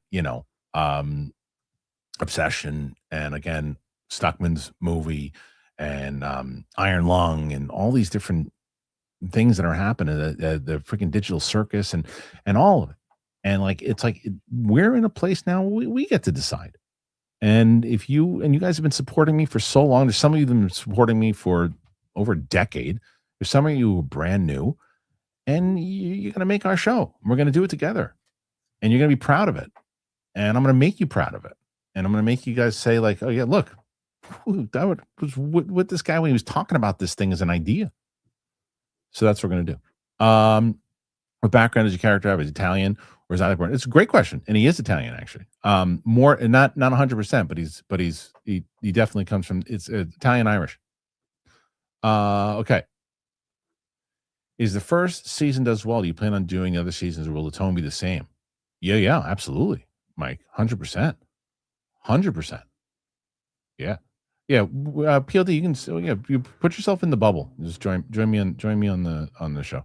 Let's I don't know if I can do bubble with just the one person, so yeah. You can't do it. Okay, that's fine. I haven't set it up, so I don't know. Haven't done it yet. Let's do this because I hate the 2 square thing. Okay. So yeah, and PLD, same thing with you. I know you got to. If you want to jump for a little bit, you absolutely can. Okay. All right, let's see. Got PLD. Okay. Now, Joseph Ashley, I'm obsessed with backstories now that I'm writing drawing comics. If you have bios on main characters for tiers, that will be cool. I'll definitely. I mean, I do. I know. I was going through a whole thing the other day, just like backstories of what his highs and his lows. Like, because PLD, you know the story. So, like, I had this whole thing of why, and so like why he was kicked out of a few comedy clubs and everything too. Like, I gotta tell you, the flashbacks in this thing could be great. I got the whole series that goes on, like the flashbacks you play. Well, remember, I don't know if you read that. No, you didn't read the first draft. The first draft started with a flashback. Maybe you did read it. I'm not sure if you did, but that's just going to be for another episode. All right. Okay. Yeah. This is from Sam. Maybe music supervision could be perk of the Kickstarter. I don't know about that one. That's a big one.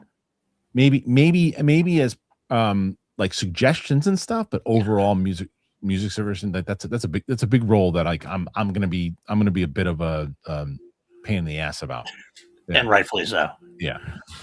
Northern Tiger, when our pilot gets made and a streamer wants it, what happens if they insist you or Martini be recast? Can you avoid that? Yeah, I mean, that's the point of making this, right? Like the point, like I won't sell, like that's the whole thing there. This is a great question, by the way, too, because first of all, they want to recast us after we're in the show. They're not the right person to bring it to.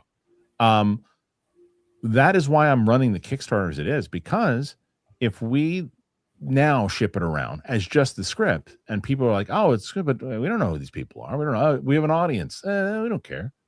But if you already show them what you can do while it's on the screen, that's a different thing. And I would much rather, to answer your question, I would much rather take a chance and say, look, everybody support this. And if you guys like it after, like, if nobody picks up because everybody wants somebody else to be in it, but you guys like it, I'll run it on this channel. And then we'll try to figure out, like, yeah, let's do another episode. Let's do this. And then YouTube's is doing streaming, but I'm confident enough in that's the whole point of why I want to build around us with well-known actors. Yeah. Absolutely. Saying hi again to the person watching. Hi, dear. Thank you, Ron H. Maybe the chat can reach out to them. Would that be okay? Who are they talking about? Remember? Who are they? Oh, no. The like to Santino and those guys. Let me do it on my own, please. Wiley, Kristian, why does Daredevil get 3 seasons while the better reviewed Wonder Man only gets 1? It does not make sense to me, because I think even with that, where it's going, first of all, I don't even know cheap wise. I have no idea, because again, those directors and those writers, I think, were particularly aimed towards that. I think Wonder Man, I think Destin Daniel Cretton does not want to be in TV anymore. I think he wants to do more things. I think the overall direction of Daredevil, in the tone of what they're doing, in the darker tone, everything fits more into where I think they're getting away from the comedy and they're getting away from the non-serious stuff. So it does make sense to me, Wiley. It just does. I also think Daredevil's just a bigger IP in general. Like, it's more like got that background and a bigger character. So they get to give him more of a leash. Joseph also says, what's the process for using licensed music? Could you use cover bands to avoid it? Yeah, I mean, cover bands is something. There's somebody who's offered to do like the there's Wooly Bully is what I want to use and they said to do a cover of it. So there's something. All right, let's see. Anything else? Trending, it is. Let's see. Well, that's the fingers crossed. Is this process how tires got made? Yeah, you know, no, but it is. He put a lot of his own money into it though too, and which I just unfortunately don't have. He did.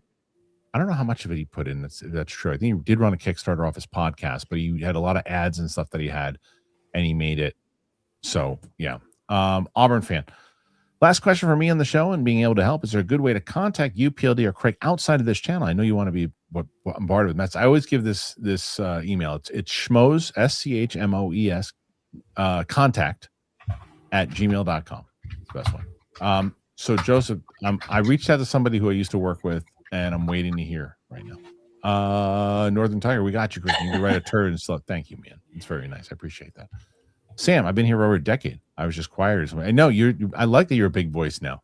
I love it. Yeah. Ron H. I may eventually find the pilot but I will always feel awesome. You got it out. Just get it out, Christian. We're here with you. I mean, that's the whole point. Hoping that everybody, yeah. Giamatti as Batman would be great. Okay. Benjamin Flagg. I can't wait to give it to the Kickstarter. Thank you, Benjamin. You have been giving me years of laughs and entertainment. And as someone in the creative industry, sometimes we need inspiration to keep going. That's you for me. That's very, very kind of you. And I hope that I can continue to do that. That's what I'm hoping. That's nice, Benjamin. Thank you. So I can't tell if this is Nick, Nicole, or nobody or nothing. I'm just guessing because I don't know if who am I talking to? The person on the left or the person on the right? I'm not sure. Either way, Piccolo. Just go with Piccolo. What? Just go with Piccolo. Piccolo. So, Piccolo, what is the biggest thing you learned about the process of making our show? It's believe in yourself, because and it's cliche, but it's believe in yourself, because the ups and the downs, and I'll talk about it when I can, but the ups and the downs and things that you go through, and believing in it, and honestly, and I hate to say it this way because I think that you guys are going to be like, oh, yeah, right. It's believing in you guys, and I've told this story already. I said that, there was like, should we go the traditional route because this is taking it, because we tried to build out outside of Kickstarter and everything too. And I was in the parking lot and I go, I just never give my audience a chance. I'm like, I'm not doing that. And I just believe in yourself and believe in what you have. Yeah. This is the way to do it now. This is the way of the future, really. I'm hoping. Yeah. Joseph Ashley, who's doing opening and closing theme music? Oh, again, I don't know that yet. Not sure. Sharing backstories with those on Kickstarter might help with audience casting suggestions. 1,000%. Giving the backstories and other things that's, you know what, Sam, that's a great idea, and something that we can provide backstories and other like stories about the characters as you're going through it. Because I don't know if I can give the full script, but I can give backstories. I can give old stories and things that they went through and things of that nature for sure. Ron H. Super extra ultimate throb and splooch edition of Thrusting in Media. This Friday. Pause it. I'm kidding. Nugged up right now. Okay. Fair enough. Wiley definitely could help, Joseph. You're right. Okay. So, Blaine, Christian, you have a natural charisma that can be taught. It can be. Uh-oh. I trust in the show because I trust in you. Thank you, Blaine. You've been my favorite reactor movie news channel since I found you. Definitely will donate to the show. Thank you, Blaine. I want to put Sam. You know what, PLD? You know that scene we cut out with the lady in the car? Yes. Sam could have played her. Oh wow! Sam could have played her, and she would have been great. But maybe eventually. Okay, let's see. How much would it cost for both PLD and Ro could be show to fight? Yeah, 1,000. Yeah, that should be it. Yeah, it should be it. I'm trying to get to as many because I got Ming coming in here now, so I might. This is very kind that so many people are doing this now, but I'm going to do this every day for the next 60 days. Timothy Gibson, Christian doesn't get it with regards. Oh no, I do. I do understand it. You're wrong. I hate when people do that. You don't. I do understand it. I just said you can't jump to it right away and definitively say. So no, I do get it. Stop that. Okay, Ron H. Weird to see PLD out of his bubble. I know. Well, you got to come to. That's why you got to come to the live stream. He's in there all the time. Yeah. Booster Gold news just dropped. What was the Booster Gold news? Let me find out. What Queen Bee? I knew PLD was cool. Okay. Joshua goes, if I donate and then can't after that one on one. Wait, if I donate and then can't after that one on Kickstarter, will there be a new avenue to donate some more? I mean, it's that 30 days is when that one Kickstarter is able to. Yeah. Yeah. Johnny, yes, Santino. I thought that would be the case. You're the boss. Really hope this works out. You're a huge inspiration. You're my support when you're ready. Thank you, Johnny. Yeah, I can reach out to Andrew. So, I mean, there's other people that maybe down the line we can tweet at or something. Yeah. Okay. Booster Gold. Do we know anything about Booster Gold? What is it? I guess we're saying Booster Gold's been canceled. Booster Gold's been canceled, I guess. Oh, did it? That makes sense. Okay. If it all fails with studios and it's on Threads, David Jenkins. Yeah, right. Yeah, I mean that's the whole point. As long as we make it, let's make it. Access. What happened to Stanley from Metro? I talked to him when it was like after where was I? I was at CinemaCon and I called him because I saw he had some from actual like I think real grievances and stuff too about things that happened in the past. And he and I talked for I don't know. I want to tell you half an hour, maybe an hour. I can't remember. I always like Ryan. We talked for a bit. Let's see. Next one after that. Could there be a tier where you say our name somehow? Maybe referencing an old friend or maybe some. Yeah. Well, there's definitely be credits. There's going to be like a credits thing too. And one of the things too is it's just like a showcase of a lot of like social media handles and stuff. And that's going to be one of the things for sure. Okay. What else? Did I miss one? Oh yeah. Mike, will there be a Q&A? Mike, I'm going to be doing streams like this. Like the whole channel is going to be like this for 60 days. So yeah, be a ton of them. Okay. Ron H, PLD, Luchador Watch. Any progress on the AD? What's that? That's the Roca ad that I uploaded. Oh yeah. So let's say all we'll say is stay tuned. Stay tuned. That's all it is. Stay tuned. That's it. Why they say a theme song would be too expensive for just the pilot. Probably wait till it gets picked up. Would love to have one though. No one does them anymore. Yeah, probably not because they're usually just a flash now with just like the title. I think this is actually it. Kristian, you might have to stop the super chats. Might go forever. That's right. I think we're done. We did it. So PLD, thank you for joining me on the second half of this show. I appreciate it. I got Ming coming in and we're going to do Invincible finally. I know people have been asking for that. Yes. So thank you. And speaking of which, he's here. So hold on. Let me just let me buzz him in. I think he just wait a minute. Perfect. Johnny, my finisher would probably be some kind of stink face because I don't want to fucking just fart in Roca's face. Yeah. But thank you guys so much. Thank you to PLD. You know what? Let me. PLD. Stall time for a second. All right, I'm stalling. Let's see. Where can you find me? If you're a Schmodown person, go look at the old Call to Action channel. We have a whole interview section called Chill to Action. And see, so if you get into it, you might even get hired someday if you do good enough. But anyway, I'm still on the air. You want to come say hi? Ming, yeah, I'll put Ming on for a second. PLD. Yeah, we'll do a wide shot real quick. All right. All right. Oh, I got to. Yeah, come on in. You got to try to scoot over here though. Yeah. We got to move that. Yeah, you got to move that stupid thing, the microphone. That's all good. I'll move it. Yeah. So, the audience, you can see him over here too. Just don't fart into the microphone. Not today. Not today. I'm good. Oh, I'll do this. I got it. Who the hell did that? What the fuck? Oh, that's a good one. That was a good one. Hold on.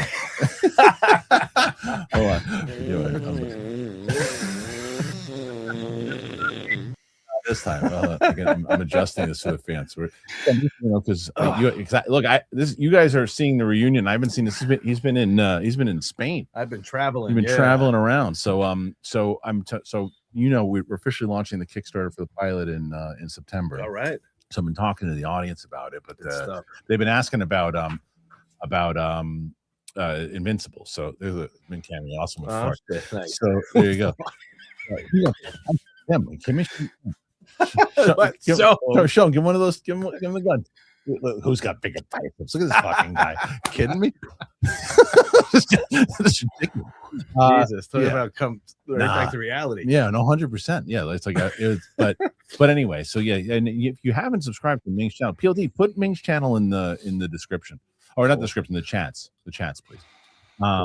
So that's you got this is actually really, really good. Ming, let me get. Hold on, I don't want to be on the air. Chewing gum. Oh, that's all right. Don't want to be chewing gum. But anyway, he's got a great channel over on. I saw you just dropped another video the other day. Yeah, I was only able to schedule one while I was away, so everybody kind of understood, which is cool. And shot one out the other day and working on another one today. Just didn't have it done in time, so Okay, get it out. got a bunch of stuff. And how? And, Yeah. And how was Spain? Was it awesome? Oh, dude, we were there ironically during the World Cup. Oh Like, my God, it was that amazing? insane. Like, oh, it's awesome. when Argentina and Spain both advanced, it was insane. Oh, it's great. And then we were in Granada when Oh, Spain won. wow, so that that was was Party City. Bananas. Oh, it must have been. So Insane. anyway, I'm going to be doing a lot of this stuff, like streaming for like the next like 60 days. I'm going to be like, just talking to the audience about. They've been giving great ideas and thoughts about like what the Kickstarter could look Yeah, like. hell yeah, So dude. we got to go, pal. Excited, Yeah, it's bro. a good question. If you have any questions, what part of Spain did you visit? Great question. We started in Madrid. Did only 2 days there, 2 nights there. From there, went down to Sevilla. Yeah. So we took a plane over there. Spent 3 nights there, and then from there we shot down to Granada. Mm-hmm. Spent a few nights there, That's fun. and then ended on the coast Oh wow. in Nerja. Yeah. That was amazing. Um, My girl put it together. She nailed it that's really great. perfectly. Okay, so thank you for that. And Yeah. the link's up for Ming's channel. Ed, I need to talk to Ming about how I can strengthen my lower back without the use of weights and limited exercise that I can do. Mm-hmm. Mm-hmm. Yeah, You could do you could lay on the floor and actually do it. It's called the hyperextension. So Yeah. lay flat on the floor, stomach down, chest on the ground. Yeah. And hands at your sides and just raise yourself up. It's like a reverse crunch. okay. It's all for your lower back. Something that's that's actually something really good to do for your channel to show like exercises like that for people who Absolutely. ask those questions. People have been asking what could I do at home without weight. So I Okay, do. good. I'm putting together certain things for that. Just got to get it All right. all compiled and put out there for a decent some decent content. I think this is very nice. I go there. See Ming. See Ming, I fart. fart. I'm never gonna live that day yeah. down. You know what's funny is have a tier to have a month member. So I mean, I'd have to pay him for that, but yeah, I can do it. Would you be up for that? Hell yeah, dude! I That'd want to be- see where the channel goes and grows. Well- That's one of the big ideas for it. Well, no, but I'm saying that he's saying a tier for the Kickstarter. Oh, So basically, offer like you get a month membership Oh, for you to work it yeah. out for. I mean, I'd have to figure out what that looks for you financially. But yeah, Absolutely. that makes sense. that would be that'd Yeah. be really good, man. I mean, Absolutely. thanks, Ron. It's so funny. This is true. Yeah, people were talking about how like because Winston was like flex, and I did, and we're like whoa, I'm like whoa, I mean, 100%. What do you expect? This is the guy who trained me. Oh god, it's funny. Yeah. That's funny. Hilarious. So what we're going to be able to do, by the way, too, is this is like this is like a little bit of a preview because when I do my day, I'm going to do like a full day where I'm just having a bunch of people in interviews and stuff too. I'll have Ming on talking about stuff. I'll have Sam on, a bunch of different things. So we'll be doing that for sure. That's a good question. Ming, do you cheat on vacation or do you eat as clean as you can while away? Nah, yeah, you got to enjoy yourself, right? And just in general, I'm more like at the level I'm at now. I'm pretty much, and Christine's always laughing at me. Yeah. I'm 80-20, 80% clean, 20% whatever I want, because as long as you're disciplined with it, you can get away with that, right? Yeah. Vacation, I indulge, but I keep it to. I don't overindulge, put it that way. Okay. I'm gonna have some drinks and stuff like that. Don't get me wrong. But I'm not really looking. Hey, listen, in Europe, it's my first time in Europe, believe it or not. Oh wow, you told me that. The food there, it's not like here. Like they let so much crap. Yeah. They get away with so much crap here. The food there is super clean. Right? It doesn't bloat. Nobody has gluten issues over there. Right, Nothing like right. that. So, I mean, we were eating pretty much everything on the menu. A lot of it's tapas, so it's smaller plates, right? And just sharing. But listen, you got to enjoy yourself, right? If you're there, working out as much as possible while you're home, you have to enjoy yourself. Yeah, So, seriously. I mean, you see me, I'm for yogurt and berries. there you go, man. Yeah, once I came back, man, it was Clean It was really a little strict. I Yeah. sent him, by the way, I told people on the air the other day what I'm doing sort of diet, but I sent it to him first to get approval. But that's what I've been doing every Dude, 3 hours. That's great, dude. Yeah. So And you have to move it from 2 to 2.5 to 3 hours. I went to You 2.5 have to 3 hours. Yeah. Yeah. All right, listen. You guys are the best. Thank you for being here. Thanks to Ming for popping on when he did. Hell yeah. I'll let everybody know what's going on with as we are getting closer and closer with the Kickstarter. So thank you for all the wonderful questions and the support and all that and more. Again, we're like I said, 13,000 people put it in $25. We make the show. That's it. That's great, man. That's it. Shit. And we can do it. So it's more than doable. I think we're gonna hit 231,000 subscribers. So I think we're gonna be in good shape. So, all right. Thank you guys for being here. Thanks to Ming. Thanks to PLD. Thanks to all you guys. I appreciate you, and we'll see you on the flip side. Did you shit in there?